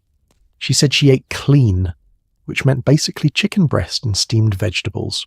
No carbs, no sugar, no fat. And she worked out 2 hours a day, 6 days a week. 2 hours. Every single day. On top of modelling work. On top of everything else. That's not health. That's a full-time job. But here's what made the 1980s different from every previous era. This was the first time that the beauty standard was wrapped in the language of feminism. Second-wave feminism had just fought for women's rights to work, to have credit cards in their own names, to control their own reproduction. Women were entering corporate America in unprecedented numbers. They were becoming doctors, lawyers, executives. And the beauty industry looked at this and thought, how do we sell to these new, powerful women? The answer: tell them that taking care of their appearance isn't vanity, it's self-care. Tell them that being thin isn't about pleasing men, it's about being your best self. Tell them that exercising for hours isn't punishment, it's empowerment. Same cage, new marketing. There's a quote from Naomi Wolf's book, The Beauty Myth, published in 1991, that nails this. She wrote, "As women got more powerful in the workplace, the beauty standard became more stringent. It's not a coincidence. When women couldn't be controlled politically or economically anymore, they were controlled aesthetically. Controlled aesthetically." Read that again. Let me tell you about the fitness craze, because this is where things get really interesting and really dark. Jane Fonda's workout video came out in 1982, and it became the best-selling VHS tape of all time up to that point. Over 17 million copies. Women were doing these workouts in their living rooms every single day. And on the surface, this seems positive, right? Exercise is good, movement is healthy, but let's look at what those workouts actually were. High-impact aerobics, an hour or more of jumping, kicking, squatting, every single day without rest days, without consideration for different body types or fitness levels. The motto was literally no pain, no gain. Orthopedic surgeons started seeing a wave of injuries, stress fractures, torn ligaments, knee damage. They even coined a term for it, aerobics injuries. And when women got injured, the message wasn't take a break and heal. It was, you're not working hard enough, push through the pain. One woman wrote to a fitness magazine in 1985, "I've been doing aerobics for 3 years. My knees hurt constantly. My doctor says I should stop, but if I stop, I'll gain weight. What should I do?" And the magazine's response, "Have you tried low-impact aerobics? You can keep exercising while protecting your joints. Not listen to your doctor. Not your health is more important than your weight. Just here's how to keep punishing yourself without breaking completely." Now let's talk about what was actually fueling this fitness obsession. And I'm not talking about motivation. I'm talking about cocaine. The 1980s were the peak of cocaine use in America. And cocaine has a very specific effect. It kills your appetite and gives you energy. It's basically a diet pill and a pre-workout supplement in one. There's a reason the supermodels of this era were famous for partying. Studio 54, Club Kids, the whole scene. They weren't just partying for fun, though I'm sure that was part of it. They were using cocaine to maintain their bodies. Naomi Campbell later admitted in interviews that cocaine was everywhere in the modeling world during the 1980s. She said, "Everyone was doing it. It was just part of the job. You needed the energy for 14-hour shoots and you needed to stay thin. Just part of the job. Cocaine was just part of the job. And it wasn't just models. Regular women executives, mothers, college students were using cocaine to lose weight and keep it off. There are statistics from the National Institute on Drug Abuse showing that cocaine use among women aged 25-35 increased by 400% between 1975 and 1985. 400%. And nobody was connecting it to the pressure to look like Elle Macpherson. But you know what's even more insidious? The healthy eating movement that started in this era? Before the 1980s, diets were openly called diets. They were temporary things you did to lose weight. But in the 1980s, the language shifted. It became lifestyle changes. Clean eating. Wellness. And that made it so much harder to recognize disordered eating. If a woman in the 1960s ate only lettuce and black coffee, people would say, "That's not healthy, you're starving yourself." But if a woman in the 1985 ate only organic vegetables and lean protein and called it clean eating, that was celebrated. That was discipline. That was taking care of herself. Same behavior, different words. There's a study from 1988 that surveyed college-aged women. They found that 91% had dieted in the past year. But when asked if they had eating disorders, only 3% said yes. The other 88% thought they were just being healthy. That's the genius of 1980s diet culture. It made restriction sound like wellness. It made obsession sound like self-care. Let me introduce you to someone who embodies both the promise and the trap of this era, Cher. Cher in the 1980s was incredible. She had this amazing body, muscular, strong, powerful. She was in her late 30s and early 40s and she looked better than ever. She wore those Bob Mackie outfits that showed off every muscle. She was fitness goals before that was even a phrase. But here's what she revealed years later. To maintain that body, she worked out 2 to 3 hours every single day. She ate about 800 calories a day. And she said she was exhausted all the time. Exhausted all the time. But she looked amazing, so everyone wanted to know her secrets. And her secrets were starvation and overexercise. In a 1988 interview, she said something that stuck with me. People think I'm naturally thin and fit. I'm not. It takes everything I have. Every day is a battle. Every day is a battle. To look like the healthy ideal. Does that sound healthy to you? Now let's talk about the tan. Because the 1980s supermodels weren't just thin and muscular, they were also deeply tanned. This was a huge shift.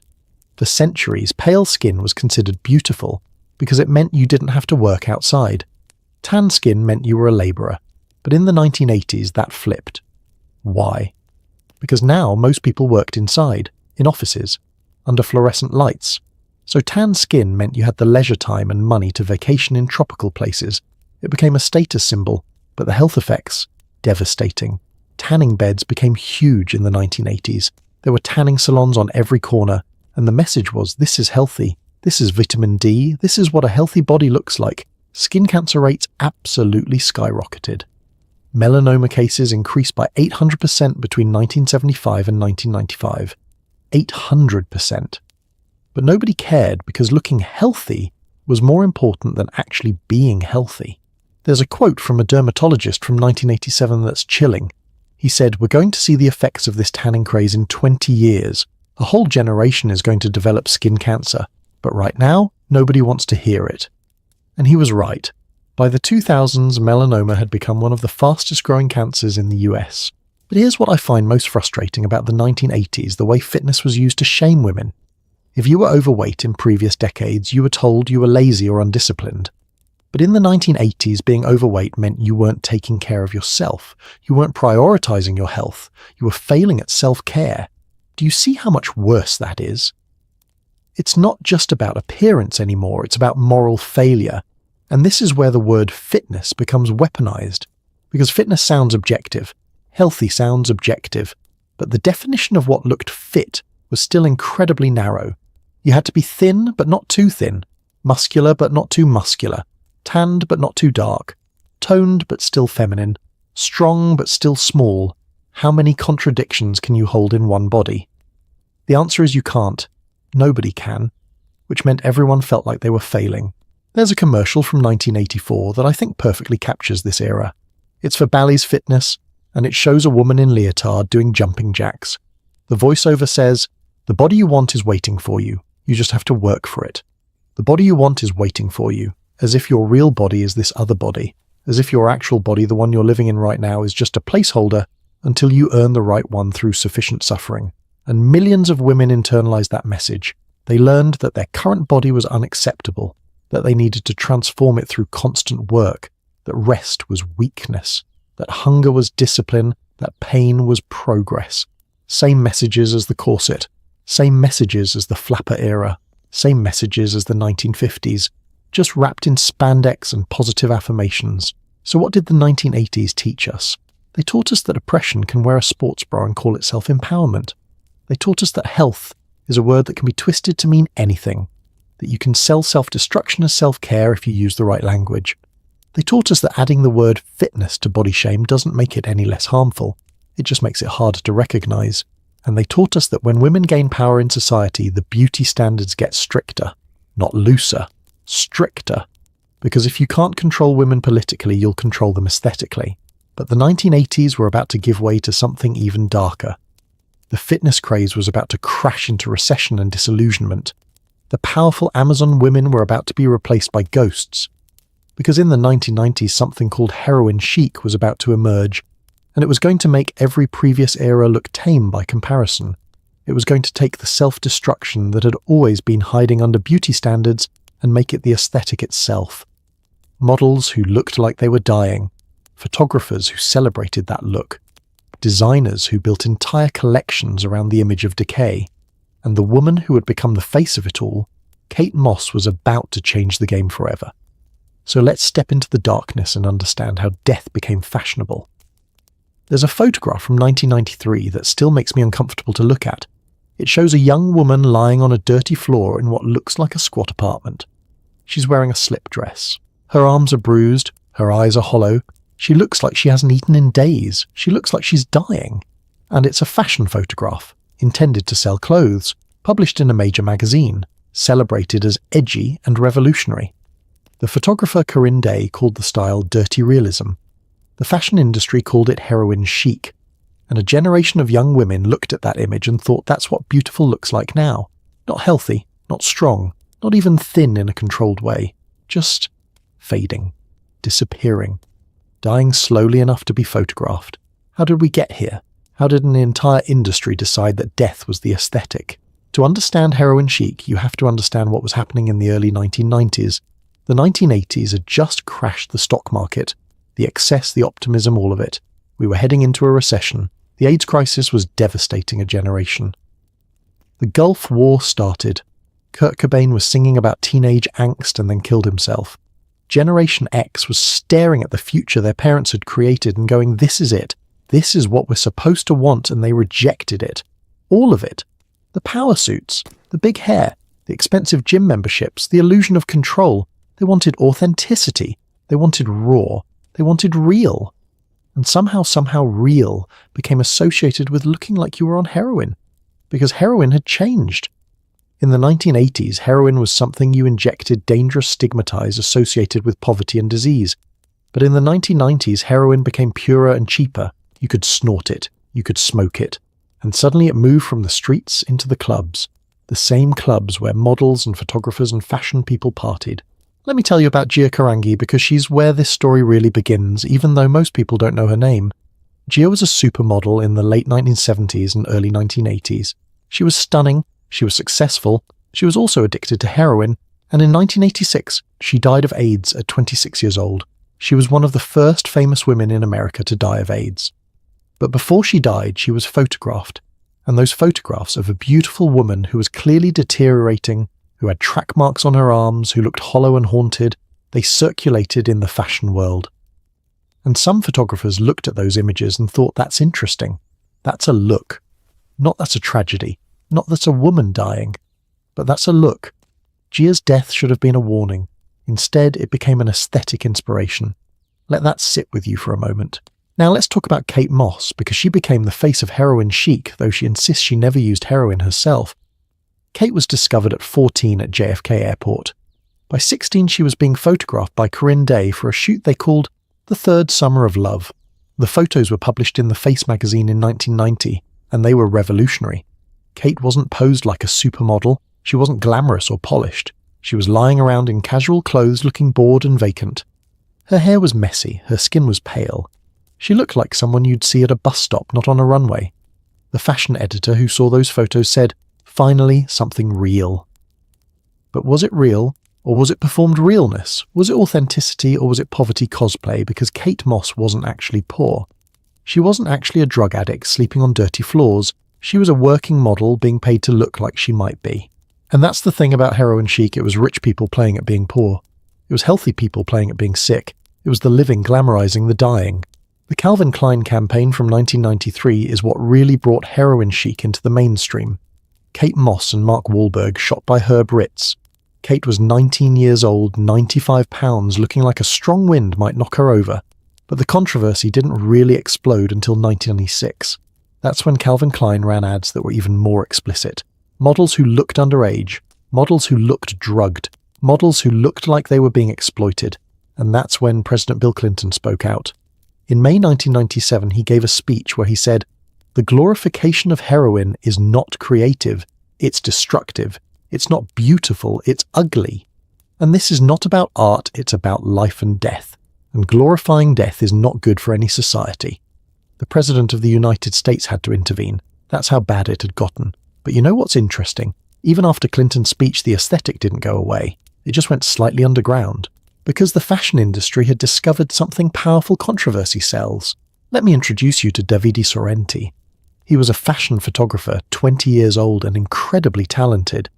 He shot some of the most iconic heroin-chic images of the mid-1990s, and in February 1997 he died of a heroin overdose in his apartment. His mother, Francesca Sorrenti, also a photographer, later said that David started using heroin because it helped him fit into the scene. Everyone around him was using, the models, the stylists, the other photographers. He thought it was just part of the job. Just part of the job. Where have we heard that before? After Davida's death, his mother became an anti-heroin activist. She said, "They were selling death, and my son bought it, literally and figuratively." But even his death didn't stop the aesthetic, because by then it was too profitable. Now let's talk about what this looked like in real numbers, because the statistics from this era are horrifying. Between 1990 and 1998, the prevalence of eating disorders among women aged 15 to 29 increased by 400% in the United States and United Kingdom. 400% in 8 years. Anorexia hospitalizations doubled. Treatment centers opened specifically for teenage girls.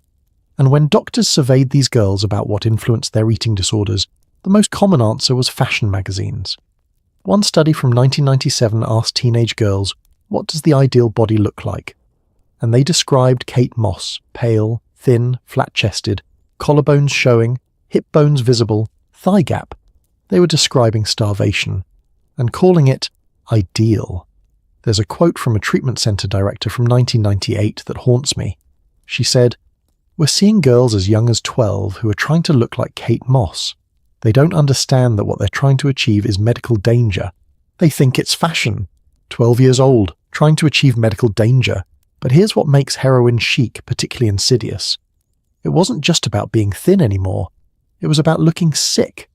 The aesthetic included pale, almost grey skin, dark circles under the eyes that looked like bruises, unwashed stringy hair, clothes that looked slept in, a general air of exhaustion and decay. One makeup artist from that era described the look she was asked to create, make her look like she hasn't slept in 3 days and is coming down from something. Coming down from something, that was the goal, and teenage girls were trying to replicate this look. I found forum posts from the late 1990s, early internet forums where girls were sharing tips on how to make your eyes look more sunken, how to make your skin look paler, how to achieve that just rolled out of bed after a 3-day bender aesthetic. They were literally trying to look sick, on purpose. Let me tell you about Hami King, though. You might know her as an actress now. In the mid-1990s, she was one of the top heroin chic models. She started modeling at 14, and by 16 she was addicted to heroin. Years later, after getting sober, she talked about that time. She said, "The fashion industry didn't just enable my addiction, it required it. If I gained 5 pounds, I didn't work. If I looked too healthy, I wasn't edgy enough.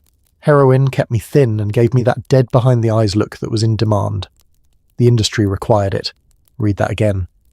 She also said, "People would literally tell me I looked better when I was using. More interesting, more fashion forward. When I got sober and gained weight, I stopped getting booked. So recovery meant unemployment. Health meant being unfashionable. What kind of system creates that equation?" Now I want to talk about something that doesn't get discussed enough, the class dynamics of heroin chic. The models wearing ragged clothes and lying on dirty floors, they were being paid thousands of dollars for those shoots. They went home to nice apartments. They had access to healthcare, to rehab if they needed it to support systems. But the aesthetic they were selling was poverty, was addiction, was the kind of desperation that comes from having no options.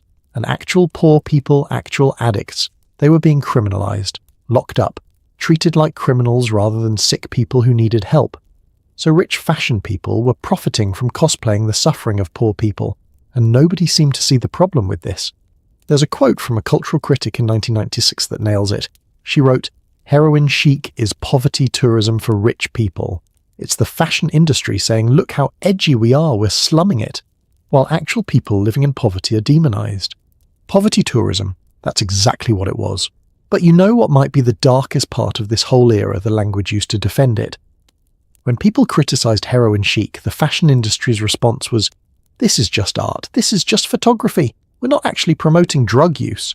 But then why call it heroin chic? Why make the connection explicit? And designers would say, "We're just reflecting reality, this is what youth culture looks like." But they weren't reflecting reality, they were creating it. They were taking a specific subculture and amplifying it, glorifying it, making it aspirational. One designer, when asked about the criticism, said, "I don't see what's wrong with celebrating thinness.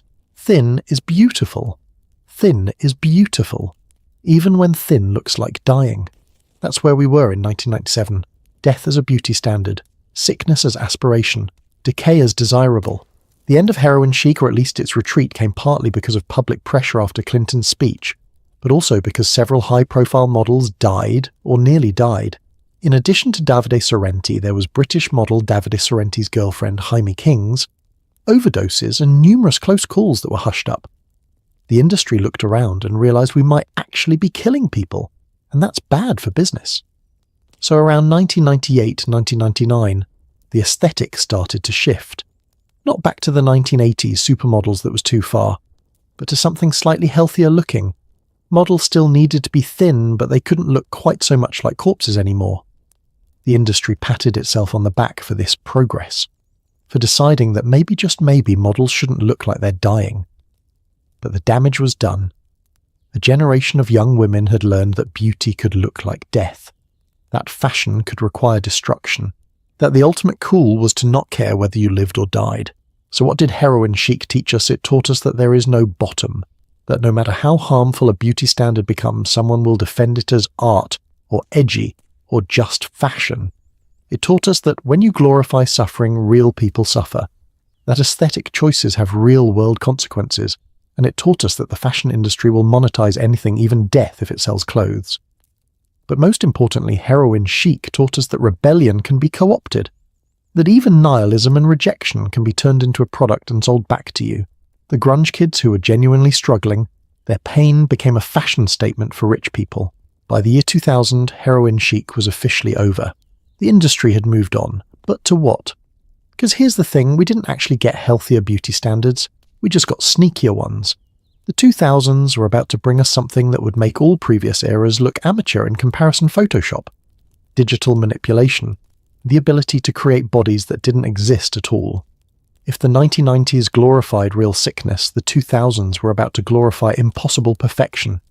Bodies that no amount of drugs or diets or exercise could create because they literally weren't real, and women would compare themselves to these impossible images and feel inadequate. And they wouldn't even know why, because the manipulation was invisible. So let's step into the digital age and understand how technology became the most powerful corset ever invented. The year is 2003 and something shifts. A celebrity magazine publishes a cover photo of a famous actress. She looks flawless. Poreless skin, impossibly thin waist, legs that go on forever, the perfect woman. Then a few weeks later, paparazzi catch her at the beach, and she looks human, normal, real, and the internet explodes. People aren't angry at the paparazzi, they're angry at her. She lied to us. She's actually fat. I can't believe I tried to look like her, but she didn't lie. The magazine did, with Photoshop. And this is the moment when things fundamentally changed, because for the first time in human history, women weren't just comparing themselves to other women who were genetically gifted or had access to better resources. They were comparing themselves to people who didn't exist, to digital composites, to mathematical equations of beauty that no human body could achieve. Welcome to the 2000s, where the beauty standard became literally impossible. Let me set the scene. Photoshop had existed since 1988, but it didn't become mainstream until the early 2000s. Before that, photo retouching was expensive and time-consuming. It required specialists. But by 2003, any magazine intern with a computer could do it, and suddenly every single image you saw in a magazine had been altered. Waists slimmed, arms thinned, skin smoothed, wrinkles erased. Sometimes entire body parts were moved or removed. But here's the really insidious part nobody told you. The images were presented as real, as achievable, as what these celebrities and models actually looked like. And women, millions of women, looked at these images and thought, why don't I look like that? What's wrong with me? The answer was nothing. You were comparing yourself to Photoshop. There's a fascinating study from 2005 that I want to tell you about. Researchers at the University of Missouri showed college women 2 sets of magazine photos. One set was labeled digitally enhanced. The other wasn't labeled at all. The women who saw the unlabeled photos reported significantly higher body dissatisfaction and lower self-esteem, even though both sets of photos were equally retouched. Just knowing the photos were fake helped protect their mental health. But when they thought the photos were real, it destroyed their self-image. Think about that. The simple act of labeling changed everything. But magazines refused to do it, because if they admitted the images were fake, they couldn't sell the products being advertised. The whole system depended on maintaining the illusion. One magazine editor, when asked about this, said, "Women don't want to see reality, they want to see aspiration." But aspiration towards something that doesn't exist. How is that aspirational? That's just cruel. Now let me introduce you to the culture that emerged from this technology. In the early 2000s, the internet was still relatively new, and young people were gathering in online spaces that adults didn't know existed. Forums, chat rooms, early social media like LiveJournal and Xanga. And in these spaces, something dark was growing pro-Ana communities. Ana for anorexia. These were websites and forums where girls, mostly teenagers, would share tips on how to starve themselves. They called it thinspiration, or thinspo. They would post photos of extremely thin celebrities and models, often heavily photoshopped, and caption them with things like goal weight or perfect. They had rules. If you ate more than 500 calories a day, you were weak. They had competitions to see who could go longest without eating. They celebrated each other for losing weight, no matter how dangerous it became. A study from 2006 found over 500 active pro-Ana websites, and they were visited by over 2 million unique users per month. 2 million people, mostly girls between 12 and 19, actively seeking advice on how to develop eating disorders. One girl in a forum post from 2004 wrote, "My goal is to look like Nicole Richie. I know she's photoshopped, but even half that thin would be amazing. Even half that thin." She knew the images were fake, but she still wanted to starve herself to look like the fake version. Speaking of Nicole Richie, let's talk about the celebrities of this era. Because the 2000s were when we started seeing celebrities at dangerously low weights being celebrated instead of concerned about. Nicole Richie at her lowest weighed about 90 pounds at 5'1". Lindsay Lohan dramatically lost weight and was praised for looking so much better. Mary-Kate Olsen was hospitalized for anorexia, and tabloids ran the story as if it was entertainment. But the queen of 2000's thinness was Paris Hilton. At 5'8", she weighed around 108 pounds. That's a BMI of 16.4, severely underweight. And she was everywhere. Reality TV, magazine covers, red carpets, and her style became the template: extremely thin, extremely tan, extremely blonde. The socialite look. There's a quote from Paris from a 2006 interview that's revealing. She said, "People always ask me how I stay so thin. I just don't eat. That's it. That's the secret everyone wants to know. Just don't eat." And she said it like it was normal, like it was advice. And millions of teenage girls heard that and thought, okay, that's what I need to do. The phrase size zero became culturally significant during this time.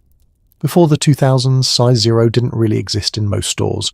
The smallest size was usually a 2 or a 4, but as models and celebrities got thinner and thinner, fashion brands introduced size 0, then size 00, then some brands even created size 000, 000. Let that sink in. A size that's less than nothing. In 2006, during Fashion Week in Madrid, officials actually banned models with a BMI under 18 from walking the runway after several models collapsed and one died. The fashion industry was outraged. They called it censorship and limiting artistic expression. Artistic expression. They called letting models nearly die on the runway artistic expression. New York Fashion Week refused to implement similar rules. They said, "We trust designers to make responsible choices." The next season, a model named Anna Carolina Reston died of anorexia at 21 years old. She was 5'8" and weighed 88 pounds when she died. Still no rules were implemented. But here's what makes the 2000s uniquely terrible. This was also the era of reality TV. And reality TV sold itself as real, as unscripted, as authentic. But it wasn't. The people on reality TV were heavily made up, photoshopped in promotional materials, and often their bodies were manipulated in post-production to look thinner. There's a production assistant from The Hills who spoke anonymously to a journalist in 2009. She said, "We would slim the girls' waists in post-production, like in every episode. The actresses didn't even know we were doing it most of the time." So even reality TV wasn't real, but teenage girls watching didn't know that. They thought these are just normal people who happen to look perfect. If they can do it, why can't I? The answer, because they didn't actually look like that. It was digital manipulation. Again, every single image was fake. But nobody said so. Let me tell you about a specific moment that I think captures this era perfectly. In 2007, Dove launched their Real Beauty campaign. They showed women of different sizes, ages, and ethnicities. They had a video showing how much retouching goes into a single beauty ad, and it went viral. Millions of people watched it. Everyone was talking about how important it was, how revolutionary. But here's the thing: that same year Dove sold more of their firming creamer product, marketed to reduce cellulite, than ever before. Their campaign said, "Love your body as it is," while simultaneously selling products to change your body. It was brilliant marketing, and totally hypocritical. Because even the companies pretending to fight beauty standards were profiting from beauty standards. One advertising executive said it perfectly in a leaked email from 2008. "We're not selling empowerment. We're selling insecurity wrapped in empowering language." Insecurity wrapped in empowering language. That was the 2000s. Now let's talk about something that emerged during this time that we're still dealing with today: Fitspiration, or Fitspo. It started around 2008, 2009, on platforms like Tumblr and early Pinterest. The idea was, instead of promoting thinness through restriction, Thinspiration promote thinness through fitness, Fitspiration. But look at the images. They were the exact same. Extremely thin women with visible abs and thigh gaps. The language just changed from skip dinner to earn your dinner or sweat is fat crying. Same body shaming, different packaging. One eating disorder specialist I found quoted in a 2009 article said, "Fitspiration is just Pro-Ana with a yoga mat. The rhetoric is about health, but the images are of starvation. Pro-Ana with a yoga mat." Perfect description. And because it used health language, it was much harder to ban or regulate.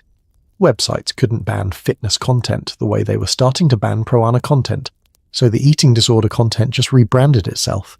Here's something that doesn't get talked about enough during the 2000s. Plastic surgery became normalized in a way it never had been before. Reality shows like The Swan and Extreme Makeover literally took women, gave them full-body plastic surgery, and revealed them at the end like it was a game show prize. As if completely changing your body through surgery was a fun transformation, not a medical procedure with serious risks. One woman died during filming of Extreme Makeover in 2004. She had complications during surgery. The show was briefly suspended but then continued, and plastic surgery rates absolutely skyrocketed. The American Society of Plastic Surgeons reports that between 2000 and 2009, cosmetic procedures increased by 147%. 147% in one decade. The most popular procedures: liposuction, breast augmentation, and rhinoplasty. All procedures to make you look more like the photoshopped images in magazines. Women were having surgery to look like a digital manipulation. Let me share a story that really illustrates the psychological damage of this era. There was a study from 2008 where researchers surveyed women aged 18-25 about their body image. They asked, "Have you ever looked at a photo of yourself and thought, 'I don't look like me'?" 67% said yes. 2/3 of young women felt like they didn't look like themselves in photos, because we'd all internalized the photoshopped version as real and our actual faces as flawed. One woman in the study said, "I've seen so many edited photos of myself on Facebook that when I look in the mirror, my real face looks wrong. Like I'm wearing a bad mask of myself. Your real face looks wrong." That's what Photoshop culture did to us. It made reality feel fake. But you know what's most frustrating about the 2000s? We knew. By the mid-2000s, everyone knew images were photoshopped. Articles were being written about it. Celebrities were occasionally speaking out about it, but knowing didn't help. Because the images kept coming. Every magazine, every billboard, every movie poster, every advertisement, all photoshopped, all presenting an impossible standard. And your brain can't help but internalize what it sees repeatedly. Even if you consciously know it's fake, your subconscious absorbs it. You start to think, this is what beautiful looks like. This is what I should look like. There's a psychological term for this, the mere exposure effect.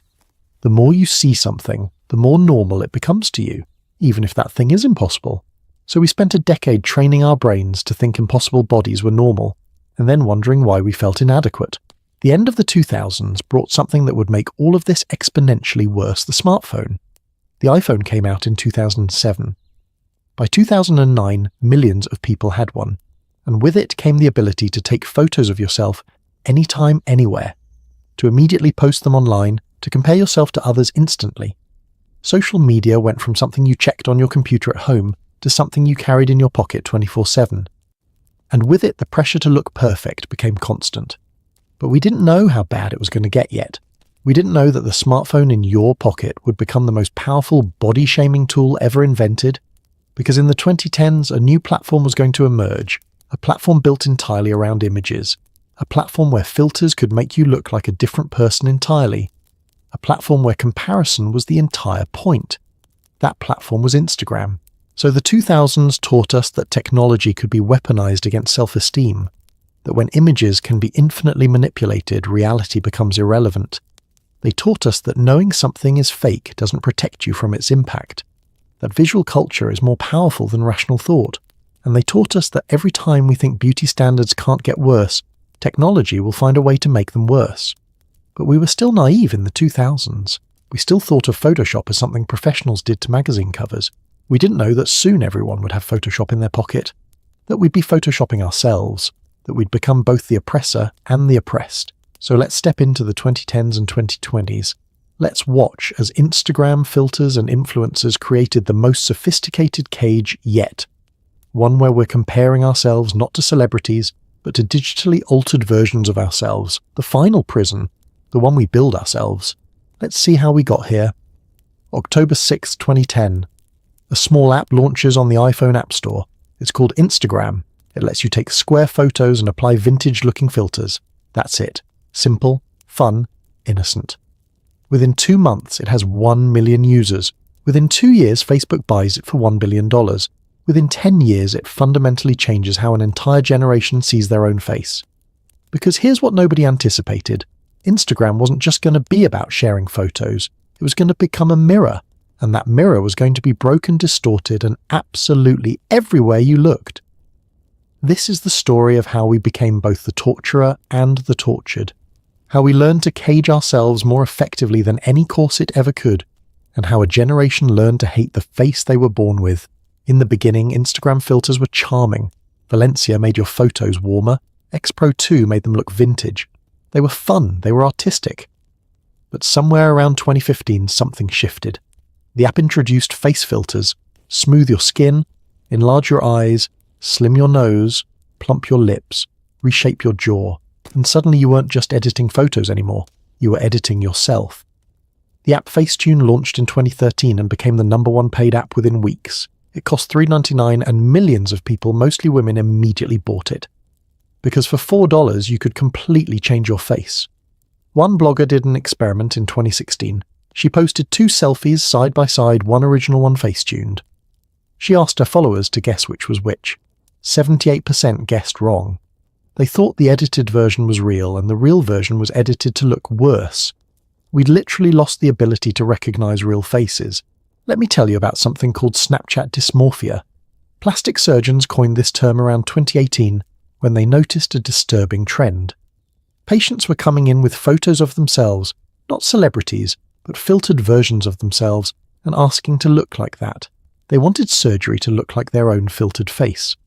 Dr. Tijion Esho, a cosmetic doctor in London, told The Guardian in 2018, "This is a phenomenon I've seen increase over the last year.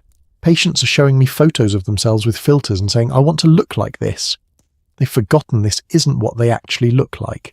They'd forgotten what they actually looked like, because they saw their filtered face more often than their real one. A survey from 2019 found that the average teenager takes over 20 selfies before posting one. 20 attempts to capture their best angle, and then they edit that one.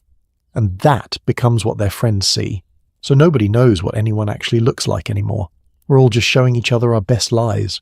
Now let's talk about the Kardashians. Because love them or hate them, they fundamentally changed what bodies looked like in the 2010s. In 2010, Kim Kardashian had curves, but was relatively proportional. By 2015, her body had changed dramatically. Tiny waist, enormous hips and butt. Her measurements became literally impossible without surgery. The Brazilian butt lift, or BBL, became the fastest growing cosmetic procedure in history. Between 2015 and 2019, BBL procedures increased by 157%. 157% in 4 years. But here's the dark side. BBLs have the highest death rate of any cosmetic procedure. 1 in every 3,000 patients dies. That's a mortality rate 20 times higher than other cosmetic surgeries. And yet women were lining up. Because this was the new ideal. Tiny waist, huge butt. The Instagram body. One plastic surgeon in Miami told NBC News in 2018, "I have patients showing me Kardashian photos and saying, 'Make me look exactly like this.' I have to tell them this body might not be achievable on your frame, and even if it is, you understand this is dangerous, right? And they say, 'I don't care. I need this body for Instagram.'" For Instagram. They were willing to risk death for Instagram. But then around 2021, something shifted again. Suddenly the Kardashians started looking different. Smaller butts, thinner faces, the Instagram body was changing. And you know what happened? Women who'd just gotten BBLs started getting BBL reversals, spending thousands more to remove the fat they'd paid to have injected. One woman posted on TikTok in 2022, "I saved for 3 years to get my BBL. Now it's out of style. I feel like I bought the wrong model of iPhone." Bought the wrong model of iPhone, that's what she compared her body to. A consumer product that goes out of date. The beauty pendulum was swinging again, but this time it was swinging faster than ever before, because trends on social media move at the speed of algorithms, not seasons. Let me tell you about something that emerged around 2022 that really shows how desperate things have gotten. Ozempic. Ozempic is a diabetes medication that causes weight loss as a side effect. And suddenly everyone in Hollywood was getting suspiciously thin. Not heroin chic thin, that aesthetic was out, but a new kind of thin, what people started calling Ozempic face. The drug costs around $1,000 per month without insurance, and wealthy people, celebrities, influencers were getting it prescribed off-label for weight loss. By 2023 there were actual shortages of Ozempic. Diabetic patients who needed it couldn't get it because so many non-diabetic people were using it for weight loss. One endocrinologist told CNN in 2023, "I have type 2 diabetic patients who can't access their life-saving medication because influencers want to lose 10 pounds for Instagram." Life-saving medication, being hoarded for aesthetics, and the side effects extreme nausea, hair loss, muscle wasting. And yes, the Ozempic face, severe facial aging from rapid fat loss. But influencers were posting before and after photos and saying things like, "Just eating clean and working out," never mentioning the $12,000 a year drug they were taking. More lies, always more lies. Now let's talk about what this is doing to mental health, because the statistics are genuinely horrifying. A 2023 study published in Frontiers in Psychology found that adolescents who spent more than 3 hours per day on social media had double the risk of depression and anxiety. Another study from the American Psychological Association in 2022 found that 47% of young adults aged 18-29 regularly use beauty filters before posting photos, and those who used filters daily had significantly higher rates of body dysmorphic disorder. But here's what really got me. A 2021 survey asked teenage girls what social media platform was worst for their mental health. Instagram won by a landslide, and Facebook, which owns Instagram, knew this.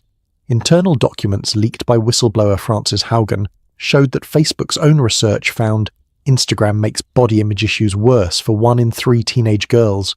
They knew, and they did nothing because engagement was too valuable. One leaked internal slide literally said, "We make body image issues worse, but we can't change our algorithms without losing users." They chose profit over the mental health of millions of teenage girls. Let me tell you about a 17-year-old named Molly Russell from the UK. In 2017, she died by suicide. After her death, her parents looked at her Instagram account. What they found was thousands of images. Images of self-harm, images glorifying eating disorders, images about suicide. The Instagram algorithm had learned she was interested in this content and just kept feeding it to her. More and more, darker and darker. Her father, Ian Russell, later testified before the UK Parliament, "Instagram helped kill my daughter." The coroner's inquest in 2022 ruled that social media content contributed to her death. It was the first time social media was officially blamed in a suicide ruling. After this case, Instagram claimed they would remove harmful content. But researchers who studied the platform in 2023 found it took less than 20 minutes of browsing to be recommended eating disorder content. 20 minutes. The algorithm is designed to keep you engaged. And negative content that makes you feel inadequate, anxious, obsessed, is incredibly engaging. You know what else happened during this era of the pandemic? COVID-19 lockdowns meant people were staring at themselves on Zoom calls all day, seeing their face from angles they'd never noticed before, and they hated what they saw. Plastic surgery consultations increased by 64% between 2019 and 2021, 64% in 2 years. One plastic surgeon in New York told Vogue in 2021, patients are coming in with screenshots from Zoom meetings pointing at their faces saying, "Fix this." They've been staring at themselves for months and they found every flaw. And here's the cruel irony: these flaws were often just their face. Normal aging, natural asymmetry, human features. But we've become so used to filtered, perfected images that normal human faces looked wrong. Now let's talk about the Instagram face. This is a term that emerged around 2019 to describe a very specific look that dominated the platform. Full lips, high cheekbones, small nose, cat-like eyes, smooth, poreless skin. It's a face that looks the same regardless of ethnicity. It's a face that looks like a filter, and increasingly people were getting surgery to look like the filter. Lip fillers, buccal fat removal, rhinoplasty, thread lifts, fox eye lifts. Writer Gia Tolentino described it perfectly in a 2019 New Yorker article. She called it the face of late capitalism, a face designed for maximum engagement, maximum likes, maximum value in the attention economy. But here's what's really disturbing: the Instagram face is becoming homogeneous. Everyone is starting to look the same, because everyone is chasing the same algorithm-optimized aesthetic. Individuality is being traded for engagement. Let me share something that's been happening very recently: the Instagram versus reality movement. Around 2019, some influencers started posting side-by-side photos, one posed and edited, one unposed and raw, showing their cellulite, their rolls, their acne. And at first this seemed revolutionary, finally honesty, finally realness. But then researchers studied it, and they found something depressing. Even the reality photos were often edited, not as heavily but still edited, and posting these real photos often led to more engagement, which led to more sponsorship deals. So even authenticity was being commodified, even vulnerability was being monetized. One influencer admitted anonymously to a journalist in 2022, "I post real photos because they perform well, but I still edit them. I still choose my best angles. The realness is curated realness." That's where we are now. But you want to know the most heartbreaking thing about this era? It's not just affecting teenagers, it's affecting children. A 2023 study found that children as young as 8 are using filters, 8 years old, and already editing their faces before sharing photos. Child psychologists are seeing eating disorders in elementary school students, body dysmorphia in 10-year-olds. One therapist told The Atlantic in 2023, "I have third graders coming in saying they're ugly. When I ask why, they say because I don't look like the girls on TikTok." They're 8 years old, and they're already comparing themselves to filtered, edited adult women, 8 years old, and already trapped in the cage. So here we are. After travelling through 500 years of body shaming, we've arrived at the present, and in some ways this era is the worst yet. Because at least with corsets you could take them off. At least with heroin chic there was eventually public outcry. At least with Photoshop it was done by someone else. But Instagram, we're doing it to ourselves. We're editing our own faces. We're creating our own impossible standards. We're building our own cages. And the cage is in our pocket. It goes everywhere we go. It wakes us up in the morning. It's the last thing we check before bed. We can't escape it, because we carry it with us. But here's the thing: now that we've seen the pattern, now that we understand how this cage was built piece by piece, generation by generation, we have a choice. We can keep building it, keep tightening the bars, keep shrinking ourselves to fit impossible standards, or we can stop. We can put down the phone, we can turn off the filter, we can look in the mirror and recognize our own face. In our final part, we're going to talk about how to break free, how to recognize the cage for what it is, how to opt out of a game that was always rigged against us. Because this story doesn't have to end with despair. It can end with revolution, with recognition, with the simple radical act of deciding that you're enough exactly as you are. So let's take this final step together. Let's figure out how to break this cage once and for all. There's a moment I want you to imagine with me. It's quiet. Maybe it's early morning, maybe late at night. You're alone and you catch a glimpse of yourself in the mirror. And for just a second, just 1 second, you see yourself without judgment, without comparison, without measuring. You just see yourself, a human being, living, breathing, real. That moment, that's freedom. And it's available to you right now, not after you lose weight, not after you fix your skin, not after surgery or filters or whatever the world is selling you this week. Right now, exactly as you are.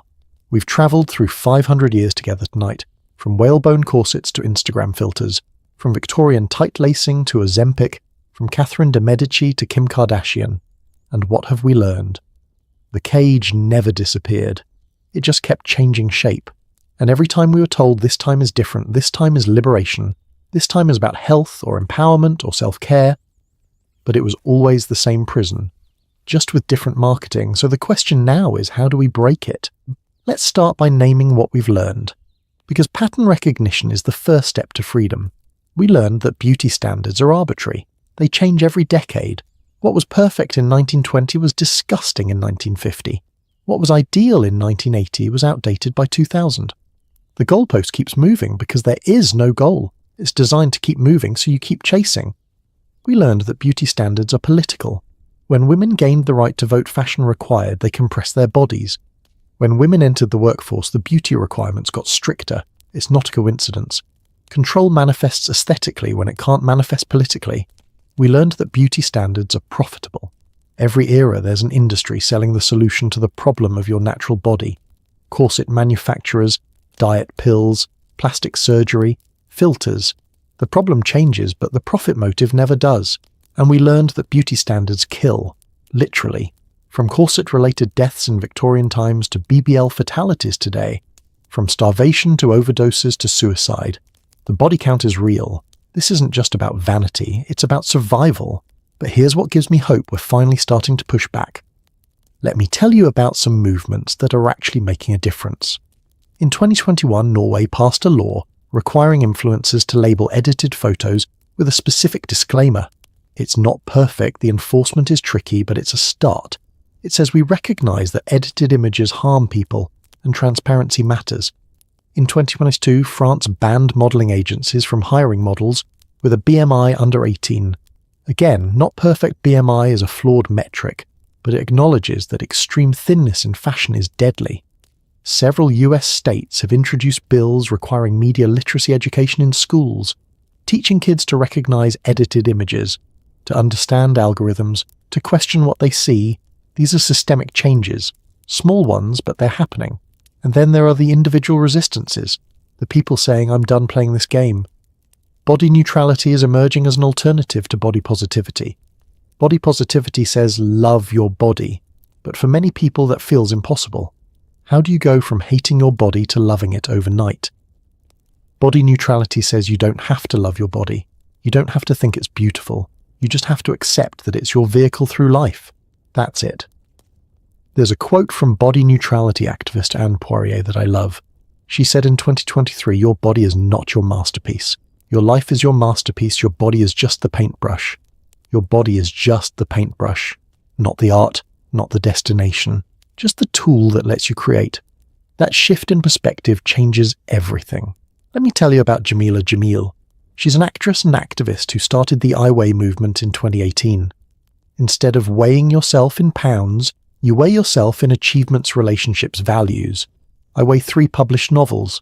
I weigh being a good friend. I weigh learning to set boundaries. It sounds simple, maybe too simple. But thousands of people have participated, and they report feeling differently about their bodies afterwards. Because when your worth is measured by what you do and who you are rather than what you look like, your body becomes less central to your identity. One participant wrote, I realized I hadn't thought about my thighs in 3 days. 3 days, that's the longest stretch in 10 years. Imagine that. Imagine going days without thinking about your body. Imagine the mental space that would free up for everything else in your life. But individual change isn't enough. We need systemic change too, and that's harder, that's slower, but it's possible. We need regulation of beauty filters. Not banning them, I'm not naive enough to think that would work, but requiring labels, clear disclaimers that say this image has been digitally altered. We need social media companies to change their algorithms, to stop recommending eating disorder content, to stop optimizing for engagement at the expense of mental health. Will they do this willingly? No. Which is why we need legislation. We need to teach media literacy in schools, starting young, before kids internalize the messages, teaching them to ask who profits from me feeling inadequate, who benefits if I hate my body. And we need to diversify who gets to define beauty. Because right now, most beauty standards are still set by a very narrow group of people. mostly white, mostly male, mostly wealthy. What would beauty look like if everyone had a voice? Here's something practical you can do right now, tonight, before you go to sleep. Unfollow accounts that make you feel bad. I know they're inspiring. I know you want to look like that. But if scrolling through your feed makes you feel inadequate, that's not inspiration, that's punishment. Follow people who look like you, people with bodies like yours, people who aren't trying to sell you anything, not influencers pushing products, just regular people living their lives. One study from 2020 found that women who followed diverse body types on social media for just 1 week reported feeling better about their own bodies. 1 week. Your social media feed is like your diet. If you're only consuming content that makes you feel sick, you need to change what you're consuming. Let me tell you about something I've been thinking about a lot, the radical act of just existing. Every time a plus-size woman wears a bikini at the beach, that's radical. Every time an older woman doesn't dye her grey hair, that's radical. Every time someone posts an unfiltered photo, that's radical. Because existing in a body that doesn't meet the standard and not apologizing for it breaks the system. The cage only works if we all agree to stay inside it. If enough people just walk out, the cage loses its power. There's a viral TikTok from 2023 where a woman films herself at the beach. She's fat, she's in a bikini, she's just having fun, playing in the waves, eating ice cream, laughing, and in the caption she wrote, "I wasted 20 years of my life waiting to be thin enough to deserve joy. I'm not waiting anymore. Not waiting anymore." That video has 15 million views because people are hungry for permission.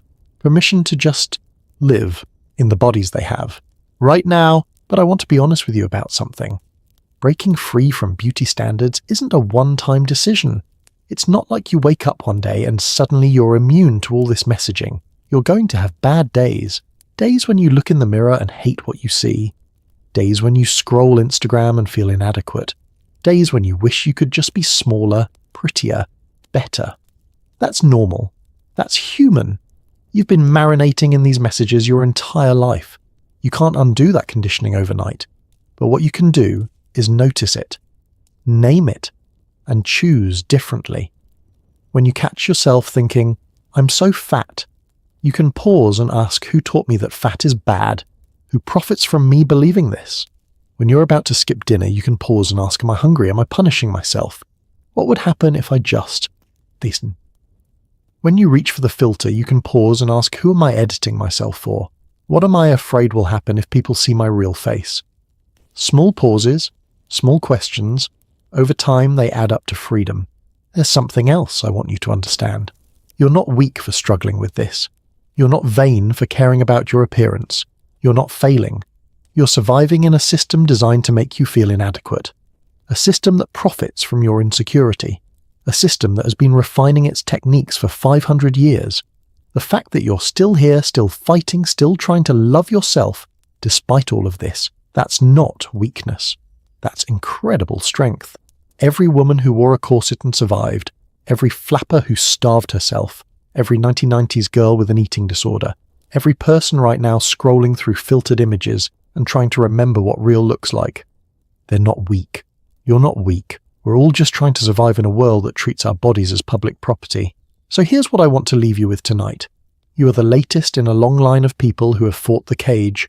Victorian dress reformers, 1960s feminists, body-positive activists, every person who ever looked at the beauty standard and said, no, not anymore, you're part of that lineage, and that means you're not alone. The cage is real, the damage is real, but so is your power to walk away from it. You don't have to win this battle every day. Some days you'll lose, some days you'll edit the photo or skip the meal or hate what you see in the mirror, and that's okay. You're human. You're doing your best in an impossible system. But every small choice to choose yourself over the standard, that's a brick removed from the cage. Do it enough times and eventually the whole structure collapses. We've spent tonight looking at 500 years of body shaming, from corsets to Instagram, from Catherine de Medici to your filtered selfie this morning. And what I hope you've seen is this: the specifics change, the technology changes, the language changes, but the message is always the same. You're not enough. You need to change. You need to buy this. You need to suffer a little more. And that message is a lie. It's always been a lie. You were enough the day you were born. You're enough right now. You'll be enough when you wake up in the morning. not because you're beautiful though you are, not because you achieved some arbitrary standard you don't need to, but because you're a human being. And human beings deserve to exist without apologizing for their bodies. That's not radical, that's basic. But we've been taught it's impossible. It's not impossible. It's hard, but it's not impossible. So here's my challenge to you, just for tomorrow, just for one day. Don't edit the photo, don't check your weight, don't compare yourself to someone else's highlight reel. Just exist, in your body, as you are. See how it feels. You might be surprised. And if you can do it for one day, maybe you can do it for 2, and then 3. And eventually maybe you'll realize you don't need the cage anymore. You never did. The cage only exists if you believe in it. And once you stop believing, once you see it for the con it always was, you're free. Thank you for taking this journey with me tonight, for sitting with these uncomfortable truths, for looking at 500 years of suffering and saying, I want to understand this. Understanding is the first step to change. If this video resonated with you, I'd be so grateful if you'd share it with someone who needs to hear it. Not because I need the views though, that's nice, but because this conversation matters. We need to be having it, loudly, often, until something changes. And if you're struggling right now, if you have an eating disorder, if you're dealing with body dysmorphia, if you're hurting yourself to fit a standard, please reach out to a therapist, to a friend, to a hotline. You don't have to fight this alone. You deserve support. You deserve help. You deserve to recover. This is the end of our story about body shaming through history. But it's not the end of the conversation, because there are so many more stories to tell. Stories about gender and bodies, about race and beauty standards, about disability and worth, about aging and visibility. Each one deserves its own deep dive, its own night of gentle exploration. So if you want to continue this journey with me, if you want to keep questioning, keep learning, keep unlearning, then stay tuned, subscribe, come back, because we're just getting started. The cage has existed for 500 years, but we're the generation that's going to tear it down. One story at a time, one person at a time, one quiet revolution at a time. Sweet dreams. And remember the face you see in the mirror tomorrow morning. That's the real one, the human one, the one that tells your story, and your story is worth telling exactly as you are. Good night.